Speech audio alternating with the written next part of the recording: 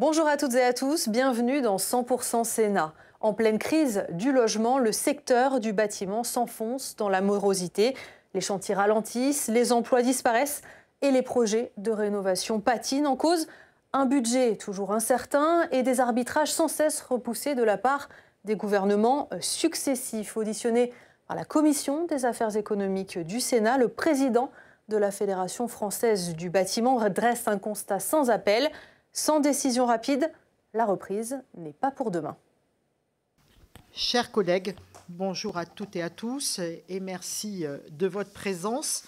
Nous avons le plaisir d'accueillir ce matin devant notre commission le président de la Fédération française du bâtiment, Monsieur Olivier Saleron.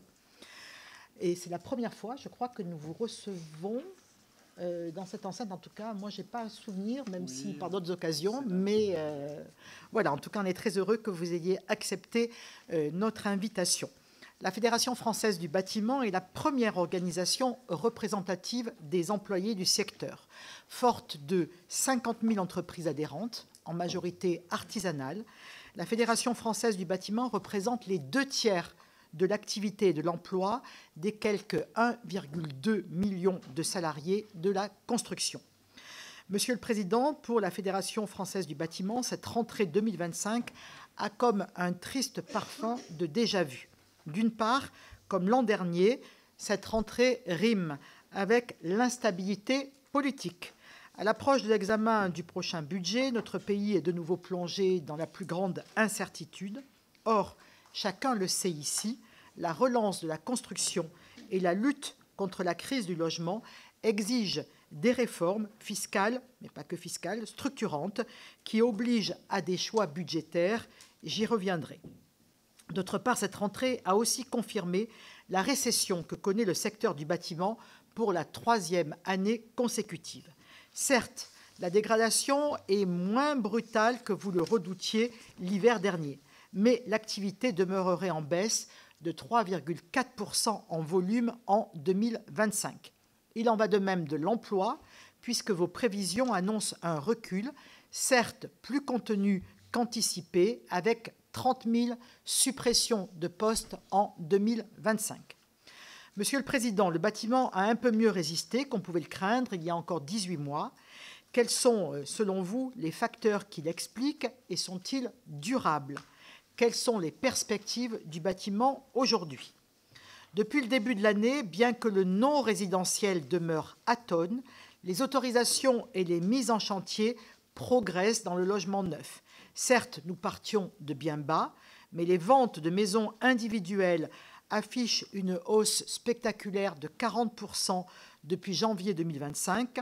Selon vous, ce dynamisme tient-il à l'ouverture du PTZ à l'individuel depuis le 1er avril dernier?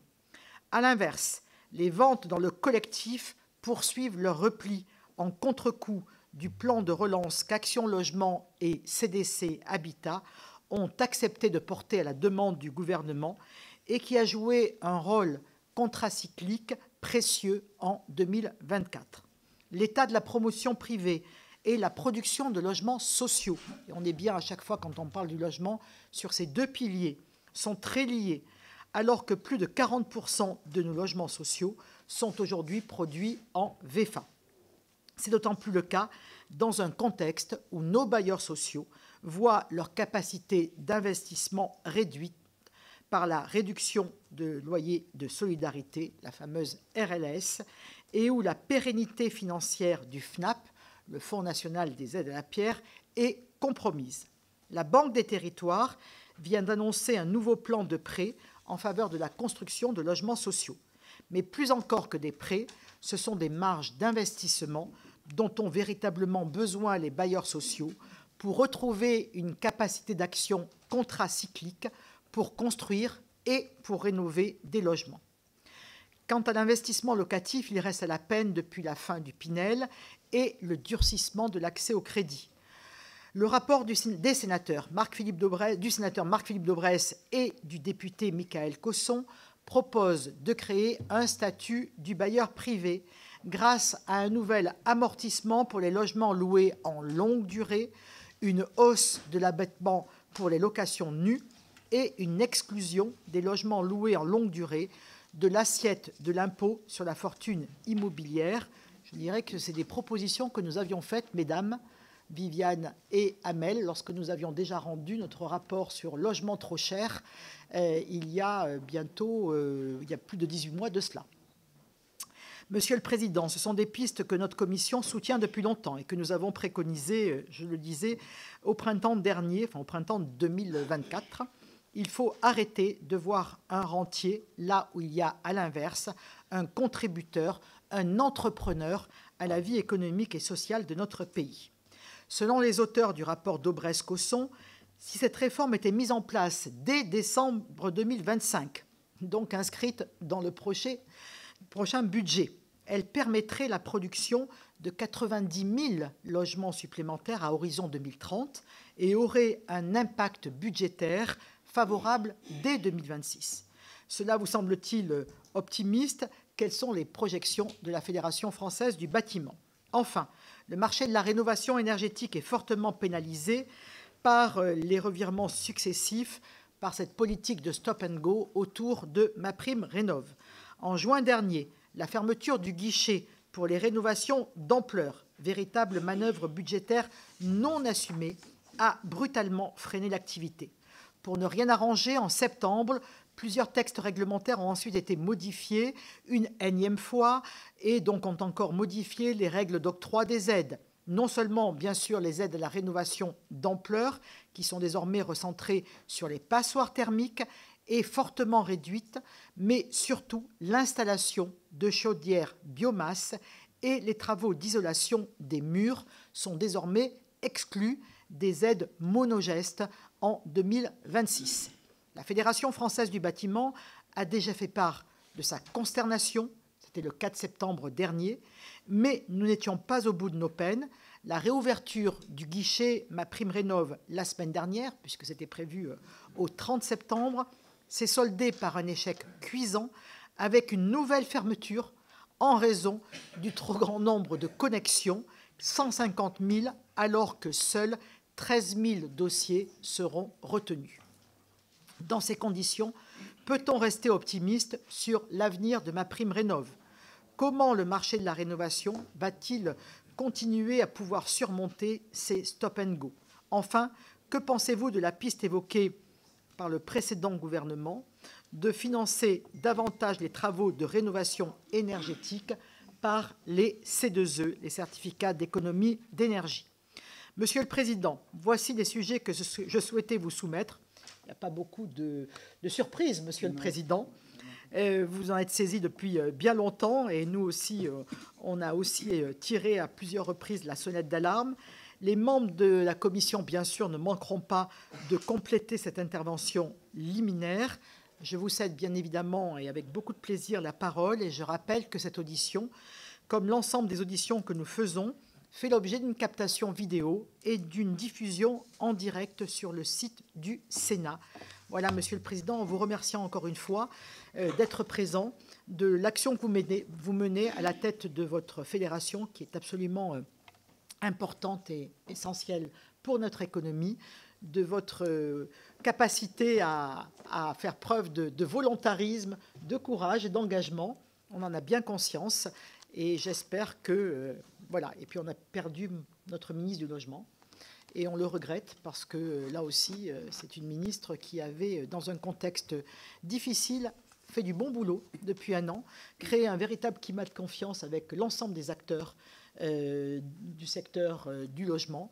Et voilà. Et pour autant, aujourd'hui, on ne sait pas ce qui va advenir et c'est bien dommageable. Monsieur le Président, je vous laisse la parole. Merci beaucoup, Madame la Présidente. Bonjour, Mesdames et Messieurs, merci de votre accueil. Mesdames et Messieurs les sénatrices et sénateurs. Écoutez, vous avez vraiment fait une présentation pratiquement exhaustive. Hein, voilà. Je vais juste compléter et puis peut-être sûrement vous parler d'avenir, bien que dans cette instabilité politique, alors je crois que le Premier ministre doit s'exprimer à l'instant, donc je ne sais pas ce qui va se passer trop, mais je veux dire, à la limite, voilà, nous sommes engagés. Voilà. Bon. Moi, j'ai une mission, vous l'avez dit, c'est d'avancer avec un optimisme réaliste dans tous ces changements que nous avons pu connaître. Moi, ça avait à peu près mal commencé au début, puisque j'ai été élu président de la Fédération française du bâtiment le 20 mars 2020, c'est-à-dire 2 jours et demi après la grande fermeture, tout seul chez moi dans mes locaux à Périgueux. Normalement, on aurait dû être quelques milliers, ça commençait mal. Finalement, je ne veux pas dire qu'on a réussi quand même à porter le bâtiment, parce que vous l'avez dit, il y a des mauvais chiffres qui s'entassent. Mais la reprise relance après le Covid, après la crise des matériaux, après la crise de l'énergie, après la crise derrière, je connais évidemment toute la chronologie des problèmes géopolitiques, que ce soit les livraisons, mais que ce soit aussi la guerre en Ukraine, etc., etc., les taux d'intérêt, l'inflation, la crise du neuf, la crise de... Bon, j'arrête. Voilà, je crois que vous avez compris qu'on est dans une période un peu compliquée. Au milieu de tout ça, je vais connaître, je crois, mon 8e ou 9e ministre du Logement en 5 ans et demi. Ce qui, vous le savez, le bâtiment, c'est un temps long. Hein, quand vous décidez, parce que vous êtes des femmes et des hommes de terrain, et c'est pour ça que ce rapport est aussi précis de Madame la Présidente, vous connaissez nos concitoyens, mais vous connaissez surtout le terrain, et que le bâtiment est un temps long. Chaque fois qu'on décide d'un projet, eh bien, en général, malheureusement pour nous, mais c'est comme ça, avec toutes les permis de construire, les décisions administratives, les recours, la création, la construction du bien, eh bien, il faut attendre quelquefois 4 à 5 ans, sinon plus. Donc vous voyez bien que dans cette instabilité politique et décisionnelle, aujourd'hui, on ne peut pas dire qu'on soit au mieux.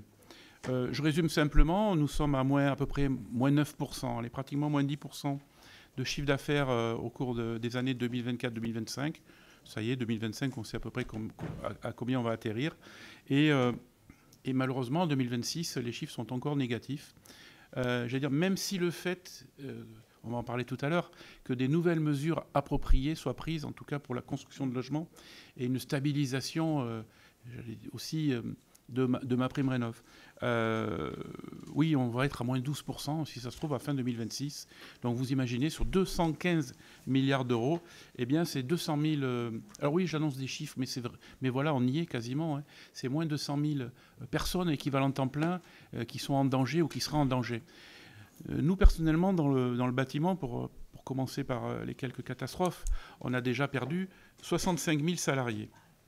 65 000 salariés dans le bâtiment, vous pouvez multiplier par 2, par 2,3, donc on prétend, et ça fait effectivement, quand j'annonçais les 150 000 salariés de moins sur 3 ans, malheureusement on va y être. Donc ça c'est aussi un drame, c'est un drame humain, c'est un drame de l'économie française, mais aussi pour la société, un drame sociétal, pour les plus jeunes, malgré le fait que grâce à notre enthousiasme, grâce à notre communication, que les métiers du bâtiment changent, eh bien... L'an dernier, on a battu le record, grâce aussi aux mesures gouvernementales, d'accueil des apprentis dans nos entreprises, puisqu'on a passé dans le BTP les 100 000 apprentis en tout. Et ça, c'est un succès. Cette année, malgré la baisse des aides et cette instabilité, écoutez, on va faire aussi un joli score. On ne va pas s'écrouler, ce qui veut dire qu'aussi les entreprises du bâtiment, qu'elles soient petites, moyennes et grandes, eh bien, ça y est, ont pris l'habitude de prendre des apprentis et savent très bien que nos métiers sont encore sur la liste en tension, et ce n'est pas pour rien. Malgré le fait que l'on licencie, ou que plutôt qu'on ne renouvelle pas les personnes qui partent en retraite, hein, puisque les personnes qui partent en retraite, c'est à peu près 60 000 par an, qu'il faut remplacer minimum par 60 000 nouveaux entrants. Alors ça peut être des jeunes, mais c'est aussi beaucoup de personnes en reconversion, réorientation, qui trouvent évidemment de l'intérêt dans nos métiers, qui deviennent, je l'espère, qu'on l'a montré depuis quelques années, beaucoup plus techniques, technologiques, beaucoup plus aussi avec une fibre environnementale très marquée et écologique, vous le savez, avec des mesures, des réformes qui ont été décriées quelquefois au début, comme la RE 2020 sur la construction neuve, que l'on a enfin, j'allais dire, digérée, et qui nous place les champions du monde de la construction durable obligatoire. Voilà, moi quand je rencontre mes collègues, les derniers c'était les Japonais, les prochains c'est les Marocains, et l'an dernier c'était États-Unis, et on est très proche aussi des Belges, Allemands et Italiens, mais ils nous disent en France c'est formidable. Vous êtes le pays qui construit le plus environnemental possible au niveau des constructions neuves. Je peux vous dire, quand on me dit ça, je bombe le torse, je suis très fier de la France d'ailleurs, mais surtout aussi de ceux qui ont travaillé là-dessus. On avait beaucoup travaillé là-dessus aussi avec Madame Vargon à l'époque. Oui, mais c'est plus cher. Donc, dans ce que je vais vous annoncer, eh bien, oui, les normes, c'est très bien, mais les normes tous les 3 ans, eh bien, ça fait monter le prix de la construction en moyenne, hein, grossièrement, de plus de 4, 5%, 6%. La RE 2020, eh bien, c'est entre 6 et 7% de plus que ça a coûté en construction neuve. Voilà. Et comme il y a eu le Covid quasiment en même temps, eh bien, la construction neuve a augmenté de 25% depuis 2020, effectivement, qui est aussi un des nœuds du problème. Est-ce qu'on va réussir à baisser le coût de la construction? C'est une des premières questions qu'on me pose. Bon, on a essayé, tout le monde a essayé de faire la préfabrication. On signe des chartes, etc. La préfabrication, il n'y a pas de marché.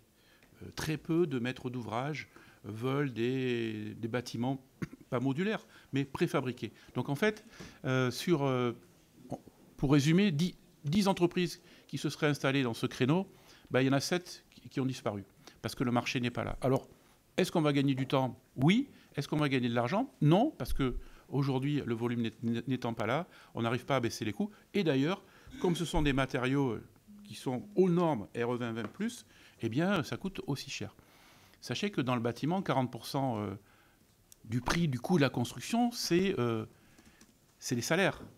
C'est les charges salariales, ce qui est tout à fait normal. Nous, on est un métier de main-d'œuvre, donc on le revendique. Et on revendique aussi le fait que pendant les années d'inflation, on a augmenté nos filles et nos garçons plus que l'inflation. Ça, c'est pas moi qui le dis, hein, c'est le ministère du Travail. Et tant mieux, parce qu'on voulait garder cette attractivité au niveau des métiers du bâtiment. Donc, on ne peut pas non plus baisser les salaires, à moins que les charges sur les entreprises soient baissées d'une façon drastique, ce que je ne crois pas tout à fait dans les quelques prochaines années. Donc voilà. Aujourd'hui, on a un coût de la construction, effectivement, bien, qui a augmenté. Les facteurs négatifs qu'il y a eu, eh bien, on le sait, 2021-2022, la hausse des prix des matériaux, donc qui a provoqué cette inflation. Avec ces problèmes géopolitiques, ce problème pandémique, ce problème de coût des matériaux pour un dérèglement de l'économie internationale, de livraison, de production, je ne vous la refais pas, vous êtes aussi au courant que moi, eh bien, il y a eu des décisions totalement inappropriées, françaises, bien franco-françaises. La RE 2020, je vous l'ai dit, on a fini par la mettre en place. Ça coûte plus cher, mais voilà. Et tant mieux, parce que aussi, nous, on veut sauver la planète en construisant le plus environnemental possible, mais vous l'avez compris. Il y a eu des mesures qui ont commencé par attaquer la maison neuve. La maison neuve, bon, écoutez... le prêt à taux zéro a commencé à se restreindre. On a commencé à mettre des zones, dans les zones tendues, etc., pas tendues. Vous avez suivi un petit peu tout ça. Et puis, sur le bâtiment collectif, ce fut la même chose. C'est-à-dire que ce qui existait jusqu'à l'année dernière, au 31 décembre, le Pinel a été plus ou moins essoré, on y a mis des conditions, etc. Bon. Dans une période compliquée, instable, nos concitoyens, ils ont fait un peu comme vous et moi. Ils ont regardé un petit peu de loin l'investissement dans la pierre. Les primo-accédants, avec un prêt à taux zéro qui était bien moins avantageux, et alors depuis l'an dernier, n'ont pas réussi à monter en fait économiquement, financièrement, un projet d'acquisition. Et donc tout ça s'est écroulé. Allez, pour vous résumer, la chute de la construction neuve depuis 2023 jusqu'à ce début d'année, eh bien, c'est 60% en moins. Alors, vous entendez mes collègues de l'Alliance pour le logement, que l'on a créé il y a 2 ans, suite à un Conseil national de la refondation logement totalement catastrophique. Je l'avais annoncé à l'époque. C'était une régression par rapport à ce qu'il y avait. On parlait qu'il fallait construire à peu près 150 000 à 200 000 logements par an. On disait que ce qui était donné par l'État en subvention, en aide aux particuliers et aux investisseurs sur le prêt à taux zéro et le Pinel coûtait trop cher et n'avait pas un rendement escompté, eh bien, voilà, tout ça plus ça a fait que cette chute de 60 000 logements a été terrible. Sur le front de l'amélioration entretien, donc, quand même, attention, l'amélioration entretien, dans les chiffres du bâtiment, c'est quand même 55% de notre activité. Donc il ne faut pas penser que la construction neuve dans le bâtiment, c'est la majorité de notre chiffre d'affaires. 55%, c'est l'amélioration entretien, dont à l'intérieur de la rénovation énergétique qui représente à peu près 30 à 40% de ce chiffre-là. En même temps, eh bien, aujourd'hui, je ne sais même plus moi-même. Je sais compter le nombre de ministres de logement que j'ai eu en 5 ans et demi, mais la réforme de MaPrimeRénov', je crois que j'en suis à 16 ou 17. 16 ou 17, pourquoi? Non seulement pour essayer de dépenser moins, parce que moi, en 2020, 2021, j'ai dit à tous mes artisans et à mes entrepreneurs, allez-y, foncez, rénovez vos ateliers, formez des gars et des filles, des jeunes, dites-leur que c'est formidable. Et regardez mes propos il y a 4-5 ans. Ah, la rénovation énergétique, pour nous, c'est extraordinaire. Je vous dis, on va améliorer la planète et l'air français, etc. Allez-y, foncez. C'est aussi cette dimension psychologique, mais aussi économique, parce que là-dessus, vous allez y aller. Surtout qu'il faut le dire, et je ne les défends pas super souvent, mais là, je peux le dire, nos fabricants de matériel et matériaux sont certainement les plus performants au monde. Vous avez tous en tête des noms de multinationales qui sont françaises, et tant mieux. Ce qui veut dire qu'il y a beaucoup d'usines en France, c'est très franco-français le bâtiment. Il y a beaucoup d'usines qui fabriquent en France, et donc nous, on est quasiment indélocalisable, donc c'est pas possible. Voilà. Donc, sur ce plan-là, eh bien, ce blocage de MaPrimeRénov' n'a pas compensé, en fait, cette stagnation pendant quelques années. Moi, je pensais que, franchement, c'est pas à coup de milliards, faut pas exagérer, mais en tout cas, il y aurait une progression, en tout cas des aides à nos concitoyens, je le dis, les plus modestes. Les Français moyens plus, et ceux qui ont les moyens, ils vont pas à la pêche. Je suis plombier chauffagiste en Périgord. Je sais que je vends beaucoup de choses justement pour la rénovation énergétique, tout ce qui est production de chauffage. Eh bien, les Français les plus aisés, ils n'ont pas besoin. Ils demandent s'ils ont un petit quelque chose. S'ils ont un petit quelque chose, ça les pousse. Mais en tout cas, voilà. Moi, je parle surtout pour le Français aujourd'hui, moyen, modeste, très modeste. Alors, les critères, on les connaît à peu près. Mais en tout cas, voilà. Ces personnes-là, une MaPrimeRénov' qui est très compliquée à mettre en place, dont ils ne comprennent plus rien, dont nous, les entrepreneurs, moi je suis obligé de regarder ma fiche aujourd'hui pour vous dire exactement les critères dans lesquels vous rentrez pour avoir MaPrimeRénov', c'est quand même terrible, président de la FED, en plus qui est entrepreneur, je veux dire, dans le chauffage, donc c'est quand même assez terrible, et vous non plus. Donc moi quand je rencontre depuis maintenant 2-3 ans des parlementaires, des ministres, des conseillers de ministres, ils me disent « Oh là là, MaPrimeRénov', quelle usine à gaz, on n'y comprend rien. Il faut arrêter, il faut faire un truc. » Donc, mais ça, c'était voulu. Ça, c'est voulu. Ça, c'est voulu, je suis désolé, par le budget, par Bercy, pour que ça ne marche pas. Pour dépenser moins et en donner moins l'année d'après. Bon, je peux le dire, hein, aujourd'hui, c'est bon. Ils m'ont fait un contrôle fiscal l'année dernière, ils ne vont pas m'en faire tous les ans. C'est tous les 3 ans. J'ai un peu le temps. Bon, on ne sait jamais. Mais voilà, mais la vérité, elle est là. Donc, moi, quand je voyais ce bon Bruno Le Maire, encore il y a 1 an, j'arrivais, il me disait, bon alors, ça donne quoi le bâtiment, ça donne quoi les subventions? Parce que moi, ce qui m'intéresse, c'est le budget. Mais à partir de tout ce que je vous ai dit, cette chute de Maisonneuve, stagnation de MaPrimeRénov', etc., il disait, ouais, mais ça coûte encore trop cher, etc., etc. Ah, il y avait Thomas Cazenave aussi, le candidat aux élections de Bordeaux, qui était dedans, qui s'est bien défilé lui aussi. Moi, je lui ai montré cette fiche que je vais vous donner. Voilà. Nous, c'est tout bête, hein, ça ne vient pas de chez nous, ça vient du ministère du Logement et du budget. C'est-à-dire que là, c'est ce que coûte le bâtiment à l'État, hein, vraiment dans la pierre. Et là, on a mis les aides au logement ou pas? Les APL, ils y sont. Oui, ils y sont. Ouais. Les APL y sont. Et les APL, donc, évidemment, c'est pour loger les plus modestes, les étudiants, tout ça. C'est très important. Voilà, les APL, c'est pratiquement la moitié de ce qui est donné, en fait, pour le bâtiment. Le bâtiment, donc, vraiment, la pierre, c'est cette partie-là. 20 milliards d'euros. Oui, c'est beaucoup, 20 milliards d'euros, je suis d'accord. Voilà ce que ça rapporte pour vous, taxes locales, taxes, etc., mais aussi, bien sûr, fiscales, TVA, etc. Ça, c'est les chiffres. Et je crois que les derniers chiffres sont... Ouais, c'est ça. On est à 99,2 milliards. Donc, c'est 1 pour 5. Alors, moi, quand on me dit ça coûte trop cher, je dis, moi, en bon rural du Périgord, quand je mets 1 euro quelque part, que ça m'en rapporte 5... On pourra l'avoir, Bien sûr. On en a fait plein. Et il est assez dilué pour qu'il soit vraiment contrôlable très facilement. Voilà. Donc, si vous voulez, ça, c'est peut-être de l'économie primaire. Je sais bien que les coûts, la dépense, c'est la dette maastrichtienne. Non, mais tu comprends, Olivier, c'est la dette maastrichtienne et la note. Je dis, oui, mais s'il y a plus de... Voilà. Ce qui s'est passé l'année dernière, eh bien, quand on a perdu au départ 10 milliards de fiscalité sur la TVA. Je dis, mais moi, je sais où en sont minimum 3 ou 4. Ah bon?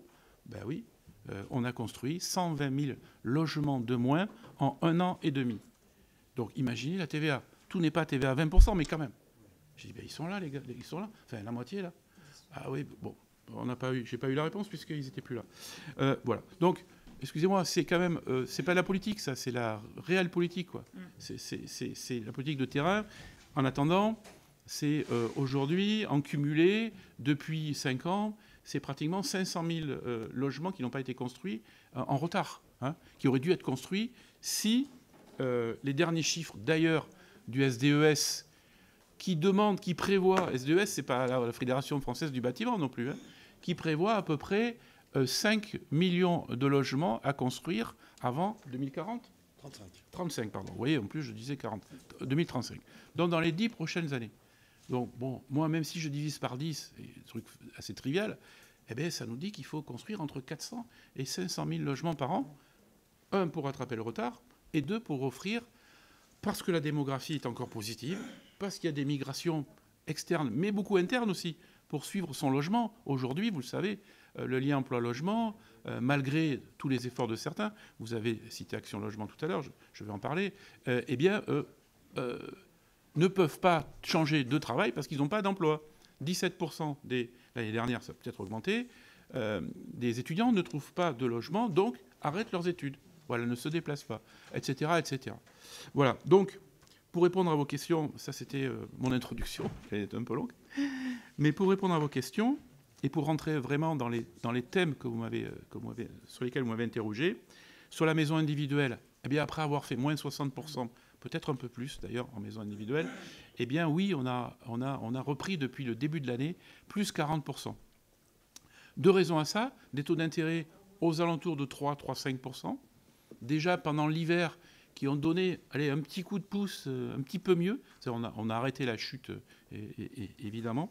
Et ensuite, ce fameux que vous avez voté, et merci, ce fameux prêt à taux zéro sur l'ensemble du territoire pour la maison individuelle, qui ont donné à, nos concitoyens, même les plus modestes. Alors, ils ne font pas des 100 mètres carrés ou des 120 mètres carrés aujourd'hui. Hein. Ils construisent des 80 mètres carrés ou quelquefois, voilà. Mais en tout cas, ça leur a redonné l'envie, l'espoir et la possibilité de contracter des prêts, donc, puisque c'est un prêt supplémentaire, un apport, pour avoir une maison individuelle. Donc, bon, moins 60 plus 40, vous voyez qu'on n'est absolument pas au bout de tout ça. Hein. On est encore à un déficit de moins 36. Ouais. Par rapport au chiffre de l'année dernière.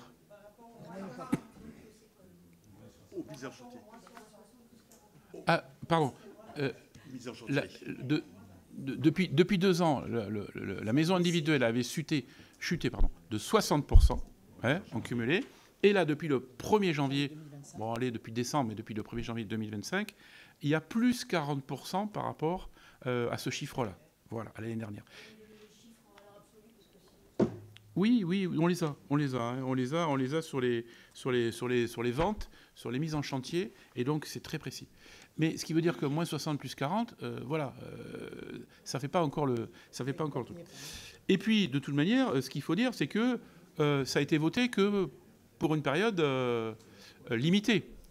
Ce que l'on veut, avec cet exemple-là aussi, ce que l'on souhaite, mais ce que souhaitent aussi, je pense, tous les Français et tous les parlementaires, c'est que, enfin, le président, le directeur, je ne sais plus comment il s'appelle, le grand, je ne sais plus quoi, de la planification, enfin, planifie quelque chose. Hein. Moi, j'avais reçu M. Bayrou à plusieurs reprises. Effectivement, il était très local, très terrien. Il connaissait ces problèmes-là. Malheureusement, il n'y a pas eu de plan et de politique du logement claire et ferme, au moins sur 3 ans. Mais c'est un minimum, 3 ans, c'est rien du tout. Il faudrait un plan sur 10 ans, sinon plus. Allez, si on en a un jour sur 5 ans, on sera content. Oui. Parce que, au moins, moi, je pourrais dire à mes artisans et entrepreneurs, gardez vos salariés, il y a de l'espoir pour l'année prochaine, et surtout, développer telle ou telle fonction. Voilà. Sur la maison individuelle, écoutez, c'est le seul chiffre positif que l'on a. Donc, je vous le dis d'entrée, comme ça détend un peu l'atmosphère. Grâce alors, je l'ai dit, grâce aux taux d'intérêt qui ont baissé, j'espère qu'ils ne remonteront pas, parce que là, on va revenir un peu dans la catastrophe, et ce prêt à taux zéro qui est là. Sur le collectif, après une baisse, alors là c'est pareil, je disais 60%, mais c'est plutôt un petit peu plus, eh bien ça n'arrive pas à reprendre. Le collectif est toujours à l'arrêt. J'avais mon collègue Pascal Boulanger de la FPI l'autre jour. Dans sa boîte, il vendait 90 affaires par semaine. Il en vend plus que 9. C'est un gros promoteur. Hein. Donc imaginez les petits.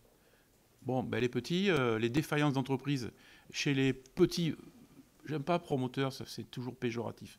Les vendeurs de construction, les vendeurs de maisons, les vendeurs d'appartements qui, nous, évidemment, vont nous donner du boulot après à nos 1 600 000 actifs, 1 200 000 salariés, plus 400 000 personnes seules, ou en tout cas ceux qui dirigent les entreprises. Ça va nous donner du travail. Donc, ces vendeurs de produits de la construction, de maisons et d'appartements, eh bien, aujourd'hui, ils sont toujours à l'arrêt. Encore plus, le Pinel n'existe plus. Comment voulez-vous inciter des Français ou des investisseurs institutionnels, ça c'était vraiment la grande croyance il y a quelques années, ne sont jamais venus investir dans la pierre. Aujourd'hui, vu les taux d'intérêt, ils préfèrent aller mettre leur argent ailleurs, ça rapporte beaucoup plus, et ils ne vont pas s'embêter à gérer des immeubles, hein, surtout pas. Donc voilà, cela, on n'en parle pas. En tout cas, pour l'instant, on n'en parle plus. Donc comment voulez-vous motiver des personnes à acheter pour louer derrière et essayer de se faire un petit appartement pour sécuriser sa retraite, comme on est, ceux qui ont les moyens essayent de faire. Voilà. Donc sans Pinel, zéro. Avec un Pinel déjà essoré l'année dernière, on construisait jusqu'à 30 000 logements. L'an dernier, en 2024, cette année, on est à moins de 10 000. Je crois que c'était 7 000 ou quoi que ce soit. Donc, bon, on ne participe pas à la location pour les personnes qui sont en location ou les Français les plus modestes qui n'ont pas, malheureusement pour eux, pour l'instant, accès à la propriété. Mais le parcours résidentiel est bloqué. C'est-à-dire que tout le monde reste chez soi, tout le monde reste en famille, tout le monde ne libère pas les logements sociaux, et donc ça ne va pas. Voilà. Donc, cette mission qui a été diligentée par, je le dis, votre excellente ex-collègue devenue députée, Valérie Létard. On dit t'en fais trop, Olivier, sur Valérie Létard. Ouais, mais enfin, moi sur les 8, c'est sûrement loin d'être la meilleure. J'ai bien aimé Emmanuel Vargon quand on a travaillé sur la rénovation. Bon, peu importe sur la polémique sur la maison individuelle, mais voilà. Donc, Valérie Létard, parce qu'elle venait de chez vous. Vous faisiez partie, avec vous, avec quelques-uns, quelques-unes. On savait bien qu'au Sénat, on était tout le temps écoutés. Voilà. Je ne sais plus où j'en étais, d'ailleurs. Oui, donc la mission qui a été cette mission à votre collègue, M. Daubresse et M. Cosson, le député, que l'on croise régulièrement, et ils ont fait un rapport qui existe. Hein. Alors, il faudra le regarder. Hein. Il y a peut-être des choses à adapter dedans, hein, parce qu'il est assez ouvert, il y a peut-être des choses à adapter, mais en revanche, voilà, il faut relancer la construction neuve, locative, d'investissement locatif. Sinon, je pense que ça va être une catastrophe sociale qui va descendre dans la rue. Rappelez-vous, les gilets jaunes, ce n'est pas autre chose qu'un problème de lien emploi-logement. C'est des personnes qui travaillaient, qui habitaient à 25-30 km de leur emploi et qui se sont un jour arrêtés au rond-point parce que c'était quand même un détail. On avait mis un 80 km/h et que l'essence était à 1,50 €. Imaginez aujourd'hui où on en est. Donc voilà. Et ça a fini par exploser. Je ne sais pas si ça ne venait pas d'une jacquerie périgourdine, d'ailleurs, là-bas, à l'origine. C'est possible, c'est possible. C'est ce que l'on dit. Enfin, tout le monde revendique un peu ce truc. Voilà. Mais c'est dramatique. On touche sur la société de nos personnes.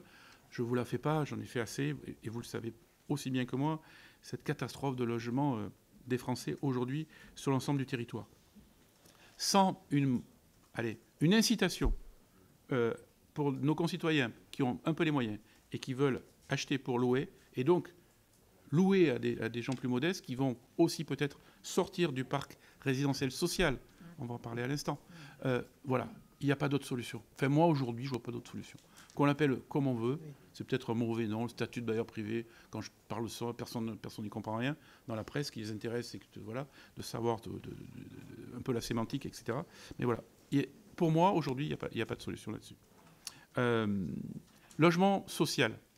Logement social, vous savez que les objectifs, déjà à l'époque, il y a 5-6 ans, étaient de construire 125 000 logements sociaux par an. C'était même pas pour rattraper le temps perdu. 70% de nos concitoyens sont éligibles au logement social. D'accord ? Il y en a 2 millions et quelques qui attendent sur les listes d'attente. Aujourd'hui, on en construit 80 000. 80 000, dont, il faut le dire, 40 000, donc la moitié, par Action sociale, l'organisation de l'utilité sociale, qui est financée par la fameuse PEC patronale, 0,45% sur les salaires des entreprises qui ont plus de 50 salariés, et donc qui, avec 25% des ressources, construit la moitié des logements sociaux en France. Ce qui est déjà pas mal. C'est totalement paritaire. C'est vraiment une gestion paritaire qui fonctionne bien. Moi, avec mes collègues des organisations salariales, CGT, CFDT, etc., FO, CGC et autres, nous nous réunissons chaque semaine et ça marche très bien. On arrive même à dîner ensemble, pour vous dire. Donc, ne cassez pas.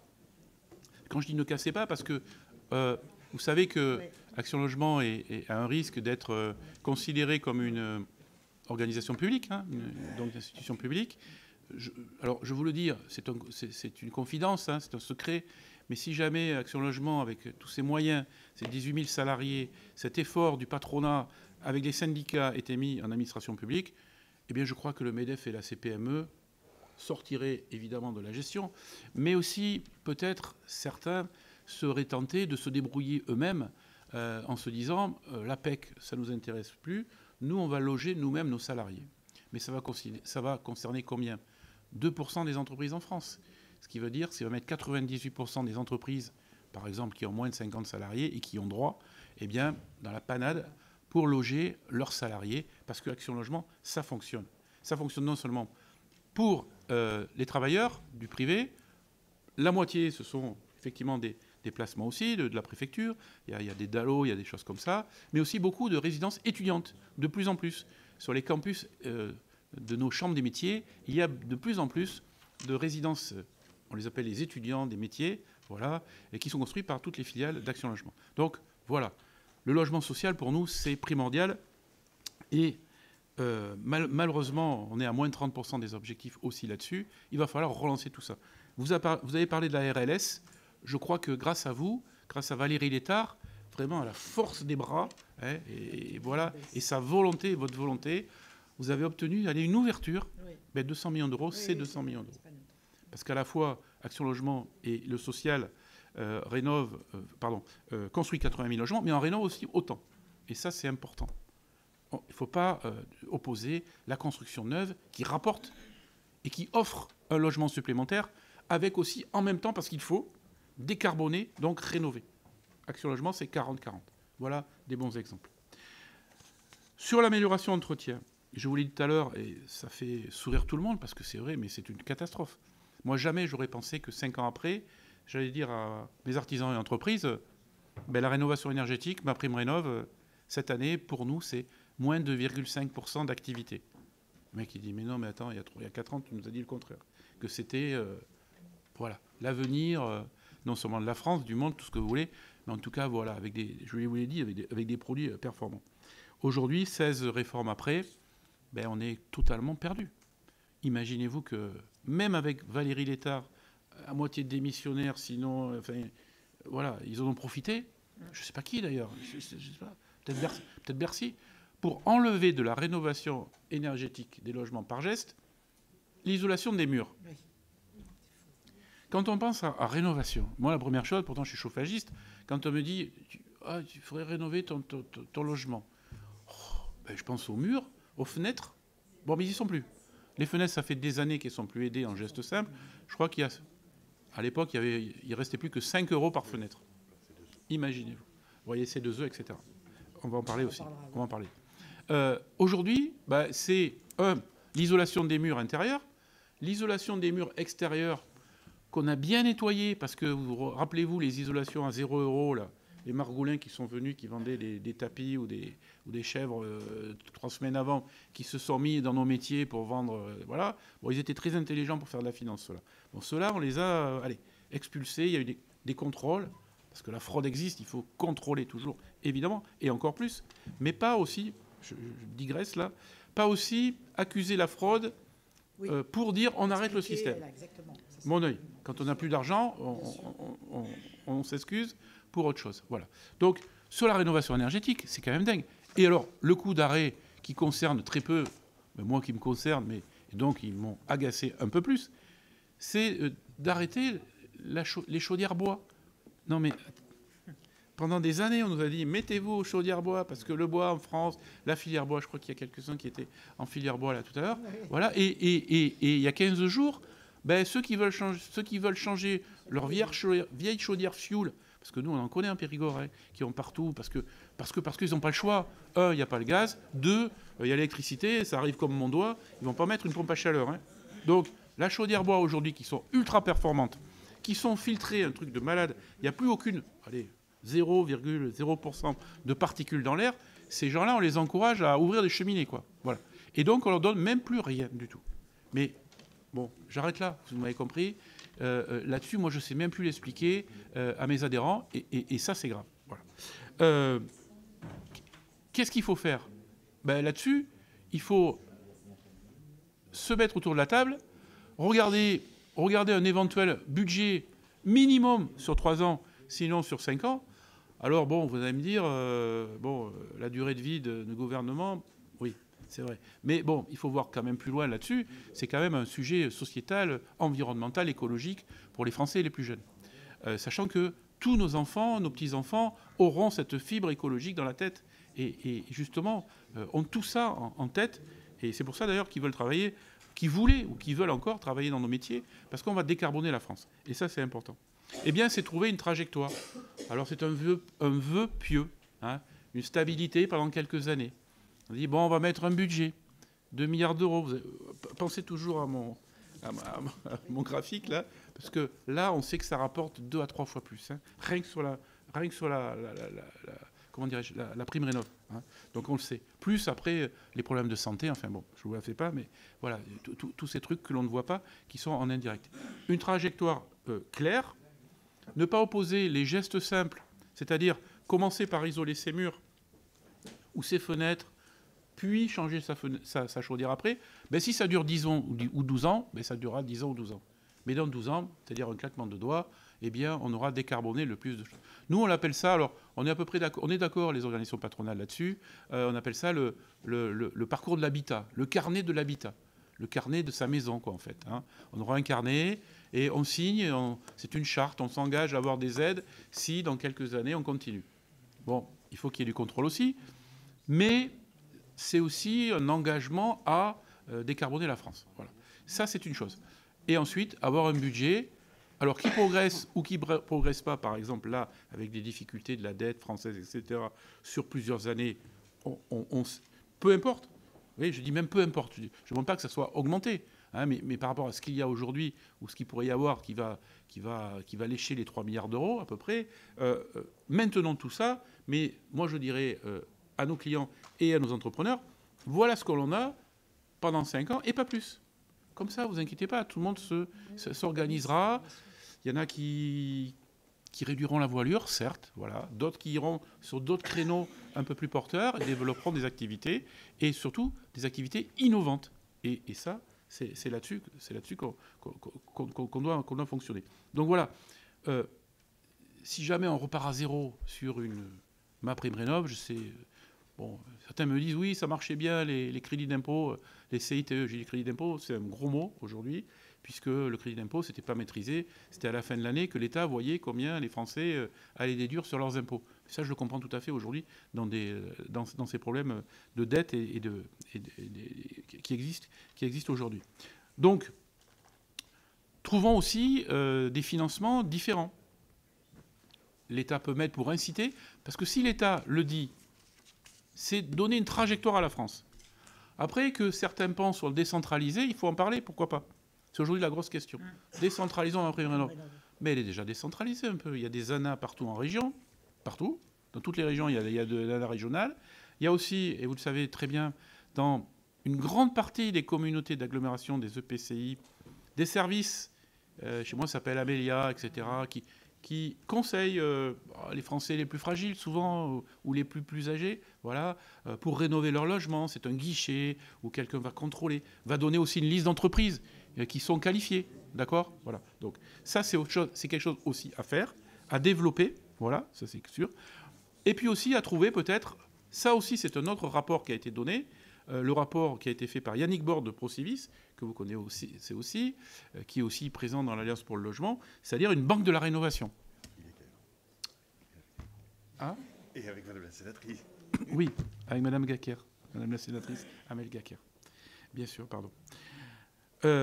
Oui, il faut trouver, il faut être innovant là-dessus aussi. Il faut rattacher les banques avec les Français, avec alors un grand emprunt, j'en sais rien. Enfin, voilà. Mais en tout cas, ce service bancaire qui doit être fait, ce prêt à taux zéro, après bonifié sur la rénovation énergétique, si ce n'est pas un ajout supplémentaire, on ne réussira pas à zéro carbone en France en 2050. Et pourtant, on n'est pas loin. Pourtant, on n'est pas loin. Quand j'allais encore dans le bureau du ministre de la Transition écologique, l'antépénultième, M. Béchu, je voyais encore sous la courbe, on y était pas mal, la courbe descendante jusqu'à 2050. Eh bien, la France, dont le bâtiment et l'utilisation des bâtiments représentent 40%, quand même, c'est pour ça que c'est important de décarboner par le bâtiment, eh bien, on était encore dans le bon côté, sous le bon côté de la courbe. Bon, là, je pense qu'on va commencer, malheureusement, à s'en écarter, à la traverser. Mais en tout cas, c'était une chose qui était plus que positive. Vous m'avez parlé, peut-être pour quasiment finir avant des questions éventuelles, donc j'ai parlé du statut bailleur privé, j'ai parlé de tout ça, des C2E. Alors les C2E, c'est une très bonne solution. C'est l'Europe qui a créé les certificats d'économie d'énergie. Ben, d'ailleurs, c'est un nom qui passe bien, c'est vrai, chez nos concitoyens.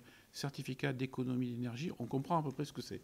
Donc ça, c'est plutôt pas mal. C'est un acronyme, et c'est rare. Donc essayons de le conserver, ça serait déjà pas mal. Voilà. Donc en France, on a décidé qu'il y a eu plusieurs sessions.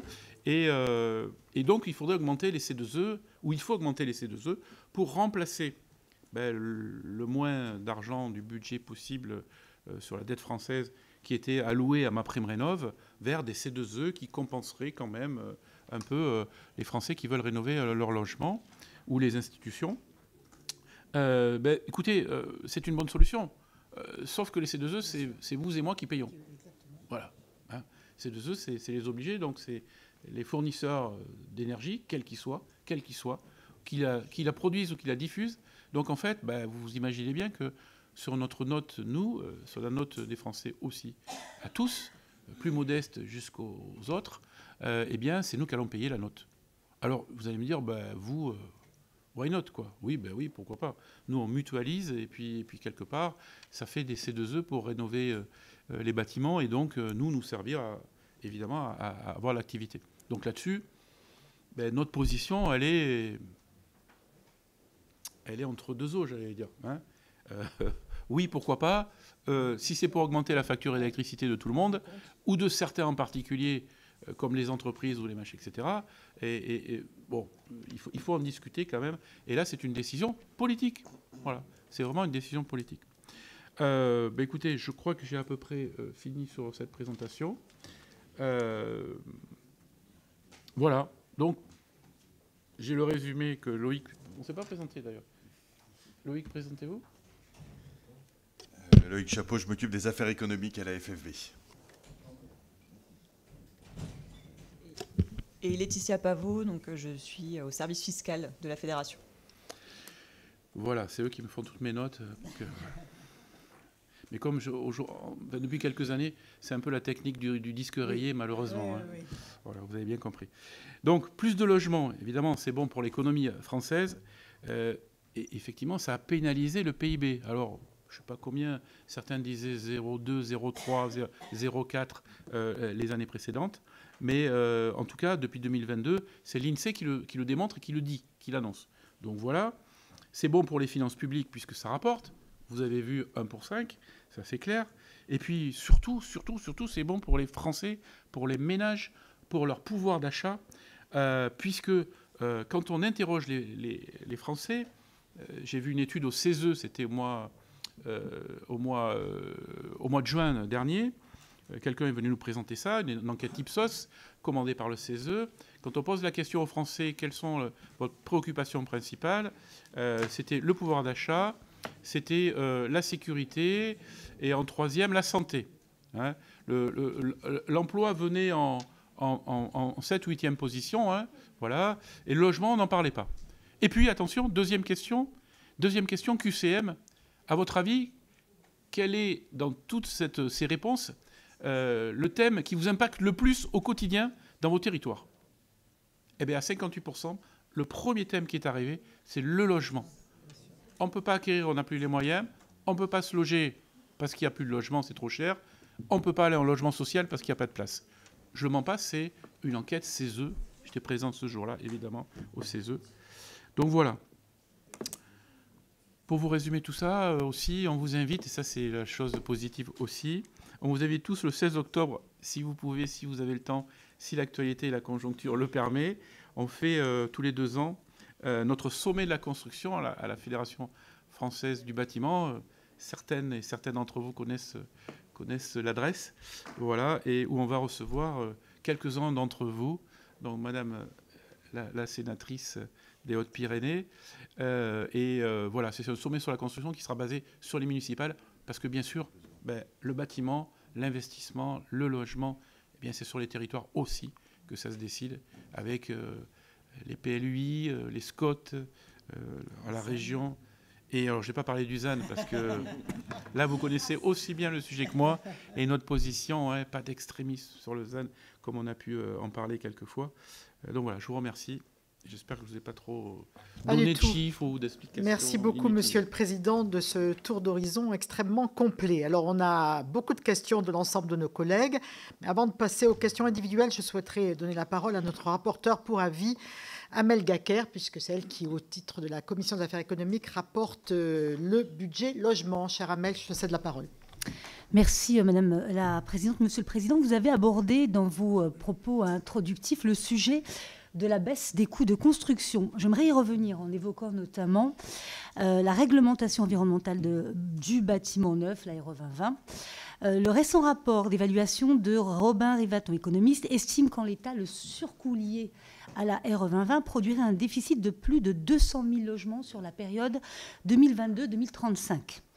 Il préconise notamment plusieurs ajustements à cette réglementation, notamment mieux prendre en compte le confort d'été et faciliter les extensions et les surélévations, sans modifier les jalons 2025, 2028, 2031. Que pensez-vous de ces propositions ?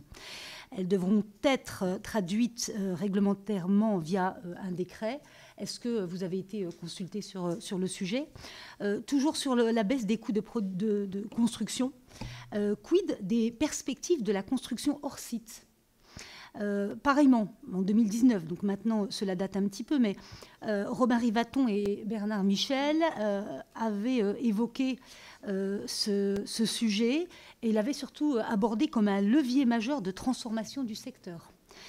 Ils estimaient que 80 à 85% des travaux de construction pourraient être réalisés en usine et promettaient des gains substantiels en matière de coûts, de délais, de qualité et d'impact carbone. Qu'en pensez-vous ? Est-ce que vous avez des éléments, des données précises sur la part actuelle de la construction hors site, sur le marché français de la construction, et puis surtout comment développer encore ce type de construction ? Et enfin, dernière question que je vais tenter rapide, c'est l'adaptation au logement, au vieillissement et au handicap, un enjeu bien sûr immense. Vous avez abordé en fait la mission de la Banque de la Rénovation à laquelle j'ai en effet participé avec notre collègue d'ailleurs, Marianne Margaté, mais bien sûr avec Yannick Borde également, qui a estimé à 1,9 milliard d'euros par an ce marché de l'adaptation de logements au vieillissement dès 2027. Au 30 janvier dernier, 15 000 dossiers seulement, MaPrimeAdapt, avaient été engagés, alors que l'objectif de cette aide est de soutenir la rénovation de 45 000 logements. Il restait donc à réaliser les 2 tiers de l'objectif en seulement un semestre. Donc, face à cette tâche immense, quels sont pour vous les principaux leviers à activer pour accélérer l'adaptation des logements ? Je vous remercie, Monsieur le Président. Merci Amel. Je vous propose de répondre à ces questions de notre rapporteur et ensuite on prendra les questions 3 par 3. Merci beaucoup. Oui, merci beaucoup. Pour le rapport de M. Rivaton, On est d'accord avec lui sur les chiffres, puisqu'il nous a consultés, et c'est les chiffres qu'on avait, nous, donc quelque part, il s'est basé sur les réalisations réelles qui avaient été faites, et la différence entre avant la RE 2020, juste à la RE 2025, parce que ça a évolué, et aujourd'hui, ce que l'on veut mettre en place, la RE 2028, qui va rien faire gagner en niveau carbone, mais qui est plutôt quelque chose d'administratif pour bien prouver que les matériaux qu'on emploie sont validés, conformes et réglementés. Sauf qu'aujourd'hui, il y a à peine 40% des matériaux qui sont réglementés, conformes et validés. Donc 2028, ça arrive très vite. Donc encore une fois, vous entendrez mon successeur, je ne sais pas, dire ben non, il va falloir repousser parce que c'est pas prêt. Et il y en a qui vont dire ah ben là, la FFB, c'est des gros lourdingues, ils veulent toujours repousser parce que ceci, parce que cela. Et non, parce que ça sera la réalité. Donc voilà ce qui se passe. Oui, ça a coûté cher, mais en plus, ça a évité de construire malheureusement ces 200 000 ou 220 000 logements dont vous parlez. Monsieur Rivaton, qui est quelqu'un qu'on côtoie de loin, hein, pareil, avait conseillé dans son rapport, donc en 2019, 2020, ou même 2020, juste après le Covid, oui, ça sera plus facile, moins cher et très efficace de faire la surélévation. Bon, c'est très bien la surélévation. Il y a quand même aussi aujourd'hui des contraintes que l'on sait faire. Peut-être construire en bois sur des ça s'est fait, mais aujourd'hui ça reste anecdotique parce que pour monter des projets comme ça, c'est compliqué, ça prend plusieurs années. Par rapport à ce que je dis tout à l'heure sur l'incertitude des réglementations, etc., c'est compliqué. Les agrandissements, oui, il y a eu beaucoup d'agrandissements sur certaines maisons. Il y a aussi des sujets qui ont été abordés sur plutôt des petites villes. Les projets BIMBI, vous savez, c'était pouvoir vendre la moitié de son terrain et construire dessus. Un, c'était bon pour l'artificialisation. Deux, pour densifier les villes, etc., etc. Voilà. Alors, je vous l'ai dit tout à l'heure, j'en ai parlé, je ne vais pas faire trop là-dessus, mais le hors-site, la préfabrication et tout ça, bien sûr, on a toujours été pour. On a dit, oui, la FFB est contre. Non, on est pour. En revanche, ce que l'on dit, je vous l'ai dit tout à l'heure, malheureusement, ça n'a pas marché. C'est-à-dire que ce qui était prévu, allez-y dans le hors-site, allez-y dans la préfabrication, oui, ça gagne en délai, je vous l'ai dit tout à l'heure, oui, ça gagne en carbone, ouais, un petit peu. Ça gagne aussi quand on densifie une ville pour ennuyer moins les habitants, parce que le problème, c'est ça, le problème de la construction, c'est aussi déranger les habitants qui sont, pour densifier, les habitants urbains. Eh bien, tous ceux qui s'y sont collés se sont brûlés les ailes. Le dernier en date, il y a eu la société Catera mondiale, Catera qui a fondu les plombs. En France, je vous l'ai dit, 7 entreprises sur 10 aujourd'hui n'existent plus parce qu'elles n'ont pas le marché. Donc voilà, parce que les maîtres d'ouvrage disent non, mais finalement ça ne coûte pas moins cher. Bon, ben on l'a fait à l'ancienne. Voilà, je vous résume un petit peu ce qui se passe. Et puis, moi, quand je vais au salon Nexity tous les ans avec Véronique Bédag et tout le monde, eh bien, il y a 3 ans, misé sur un constructeur hors site anglais de préfabrication qui s'appelait je sais pas quoi. Voilà. Super, c'était le truc, machin. Bon, il y a 2 ans, non, il y a 3 ans, c'est ça, il y a 2 ans. Bon, c'était un petit constructeur français de préfabrication. Et Nexity, c'est le plus gros promoteur de France. Hein. Donc, si lui s'y met pas, voilà. Donc, avec toutes les difficultés que je vous ai données tout à l'heure, sur le monde du logement, là en particulier, eh bien, l'année dernière, il n'y a plus personne. J'ai dit, mais tu n'as plus de société de préfabrication. Ben, on en a, mais bon, là, ils ne sont pas au salon parce qu'on ne peut pas, quoi. Ça ne fonctionne pas. Voilà. Donc, oui, mais il va falloir peut-être, je ne sais pas, imposer à certains maîtres d'ouvrage, à certains maîtres d'ouvrage publics, se dire, on va faire en préfabrication. On verra. Je vous ai donné les avantages et les inconvénients. Sur tout ce qui est adaptation au vieillissement. Ma prime Adapt, on l'a travaillé depuis maintenant, ça y est, c'est la 2e ou 3e année que c'est en route. Il faut un délai d'acculturation. Nous, on forme aussi nos entreprises pour qu'ils aient un label, voilà, pour pouvoir faire ma prime Adapt. Toujours pareil, on lutte contre la fraude, donc essayer au maximum de mettre des qualifications pas trop lourdes non plus, mais en tout cas, s'il y a 0 qualification ou 0 sur le RGE, par exemple, si c'est un RGE que l'on donne en cadeau bonus sur la rénovation énergétique, alors là, vous allez avoir les escrocs, les voyous, les margoulins qu'on a vus depuis des années venir là-dessus. Eh bien, sur le marché de MaPrimeAdapt', l'adaptation de logement, ce n'est pas que le vieillissement. Il y a beaucoup aussi du handicap, aussi quelquefois. Mais sur le vieillissement MaPrimeAdapt', voilà, arnaquer les personnes âgées, il y en a qui savent le faire. Donc il faut aussi y aller fortement, mais avec des contrôles. C'est décevant, vous avez raison, malgré le fait que je crois qu'il y a 200 à 300 millions d'euros qui est donné par an, à peu près. Effectivement, ça génère des travaux très intéressants pour laisser nos concitoyens chez eux. Ça, c'est très bien. Et puis aussi, c'est une activité pour souvent nos artisans qui travaillent bien là-dessus. Donc, continuons. C'est quelque chose sur lequel nous avons travaillé. Sur les choses qui n'ont rien à voir avec le logement, mais bon, c'est l'aménagement du territoire, et vous m'y avez fait penser, il y a le système aussi qui a été fondé maintenant il y a 3 ans, c'est le EduRénov', la rénovation énergétique des écoles sur l'ensemble du territoire.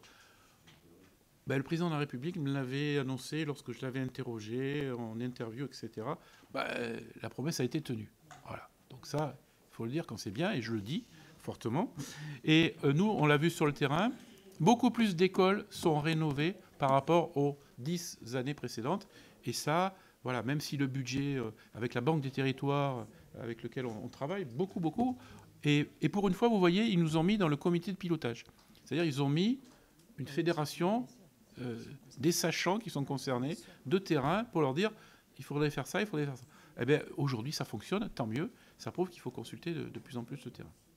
Voilà, j'espère que j'ai répondu à vos questions. Merci. Donc, nous passons aux questions de nos collègues et on va les prendre 3 par 3 et on vous proposera de répondre par série de 3. On commence avec Daniel Fargeau. Daniel.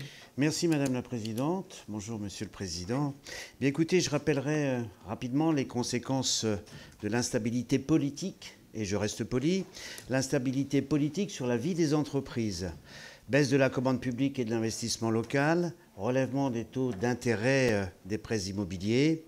Ma question, comment se manifeste la préoccupation des chefs d'entreprise ?